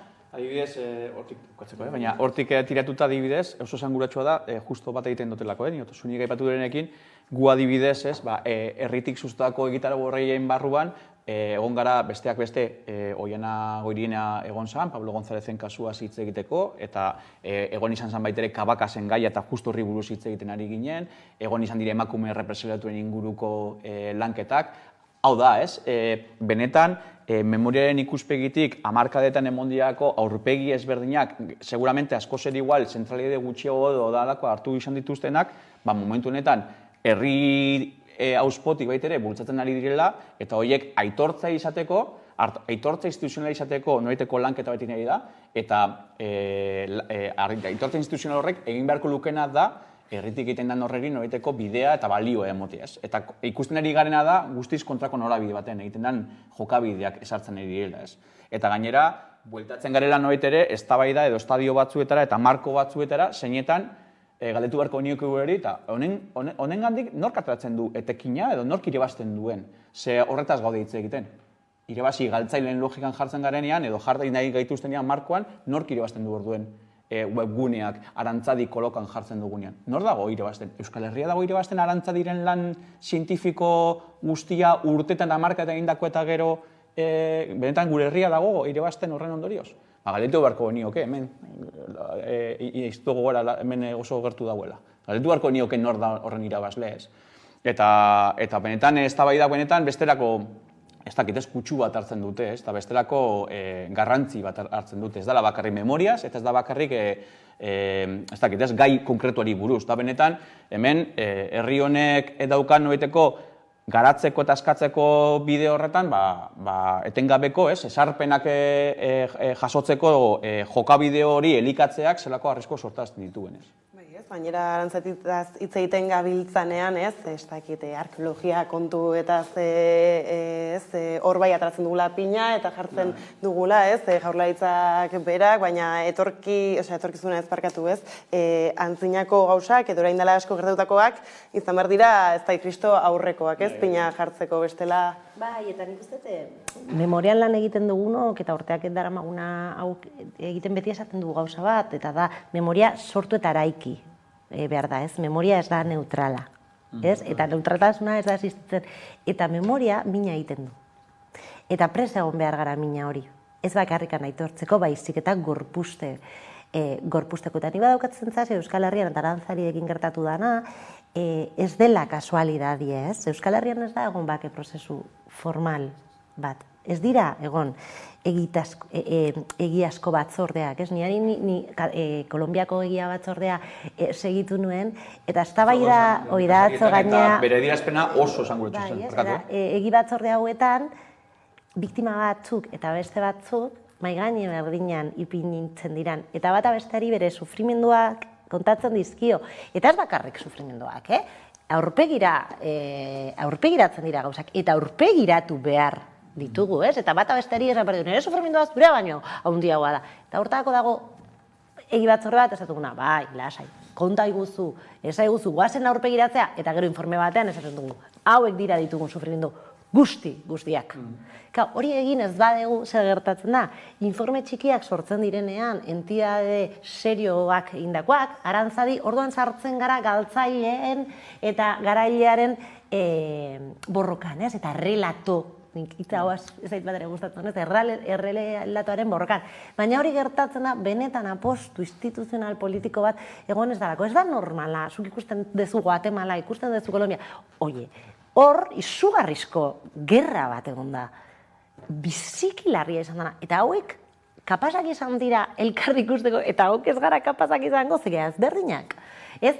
Eurentzako baliogarriak izan diren nazioarteko estandarrak, guretzako ez dira balio. Hau, badauka kutsu politiko bat, orduan nik uste dut eskulzabalak izan behar garela, elkarri begiratu behar garela, eta garbi esan behar degula, herri honetan, sufrimenduak anitzak dira, eta guztez ulergarria da zure sufrimendua sentitzea bestea baino handiagoa, guztiz ulergarria da, baina hori ez du egiten sufrimenduak ez direnik aitortu behar, ez? Orduan, bueno, arazo asko dago, eta nik uste larria dela gertatzenaren dan historia, eta beak izaten zuen kontura, ez? Euskal Herria da galtzen duena, eta herritarrok gara galtzen degunak. Irakasgaiak hartzeko, adibidez atzo justo Kolonbiako eieren batzordekoak eta Argentinakoak egon ziren Gernika serietan, eta izan ziren adierazpenik esanguratsuenak, esan dezagun, ez? Benetan, atzean zegoen egindako lana eta egindako konplexutasun eta zailtasun guztien gainetik egindako lanaren ondorio, gainera, norbera baitere ez, ari maz korputzez baitere ez, gehitu izan dalaren adierazle, emozio hori baitere jasotzen dalako, eta irakasgai asko eskaintzen dizkigulako beste gainontzeko baitere haien gandik ikesteko, ez? Eta noriteko loturak, konexioak, komunean ditugun elementuak baitere elkartzeko, ez? Eta nik uste horretarako izan behar da memoriaren leku, Gernika, besteak beste, ez? Hori da benetan memoria lekua, ez? Eta hori elikatzeko baitere, arpina asko, begirada asko, eta pentsamendu eta sufrimendu asko, ez? Jarri behar dire erdigunean, bestela ez da posible ere ikitzea, ez? Eta hor dauz nik uste dut gure benetako erronkak, ez? Arriskua da, ez, elementu gutxi horiek hartu, bakoitzak erabili nahi duen bezala, ez, Arantzagin moduan ez hor jartzen zen azkenean mahai gainean hauteskunde hoin testuinguru batean gaudela, ez, ez dakita jotako udal hauek ditugu, Euskal Herria Bilduko hauek, eta guazen ikustera ez nola egin. Eta ondoria da, gaur egun, lehen udal batzuk batzekuten memoriaren aldeko web bat, eztabaidatu dezakegu, betu daiteke, baina emaitza zer da, gaur egun ez daudela memoriaren inguruko weba, alegia ez dagoela memoriarik. Gaur egun, Erandioko kutsadoren ondorioz ere ziren bi pertsonek ez daukatela bere memoriarik berein herrian, hori da emaitza ez. Eta nik eronik gogoeta bat, imaginatzen dut aurreko astean baita egun gozinetan alninguren hitz egiten, baina iruditzen azten nahiko interesgarria, nahiko, adierazgarria, gure herria nahiko polarizatua dago, egon da, gatazkak asko egon dira eta baude, eta maila batean horrek herri txiki batean konplexotasun handi bat sortaraz izan du. Ez ditugu egitura askorik gure herria ordezkatzen dituztenak, eta ditugunak horren noiteko zerbitzu egiten dutenak ze txarto zaintzen ditugun. Eta ze begirun eskasa eskaintzen digun. Eta ni adibidez, memoriaren ikuspegi guztiotatik zitzegizitaz aratago, Arantzadi bezalako elkarte bat horrela zaintzea, herri gisa, nik uste dut zer pentsatzen molko zigun. Eta gero ja sartzen gara benetako eztabaidetan, badakit, baina horrelako asko ditugu. Euskal Herria aintzat hartzen dutenak, lan bat ditutenak Euskal Herritik Euskal Herrira, termino zientifikoetan, akademikoetan, profesionaletan, standard internazionalak beren gainean hartzen dituenak eta herri honin zerbitzura jartzen dituenak, herritar askoren parte hartzea, profesional asko sustatzen dituenak, horrelako asko ditugu herri honetan. Horrela tratatzeko.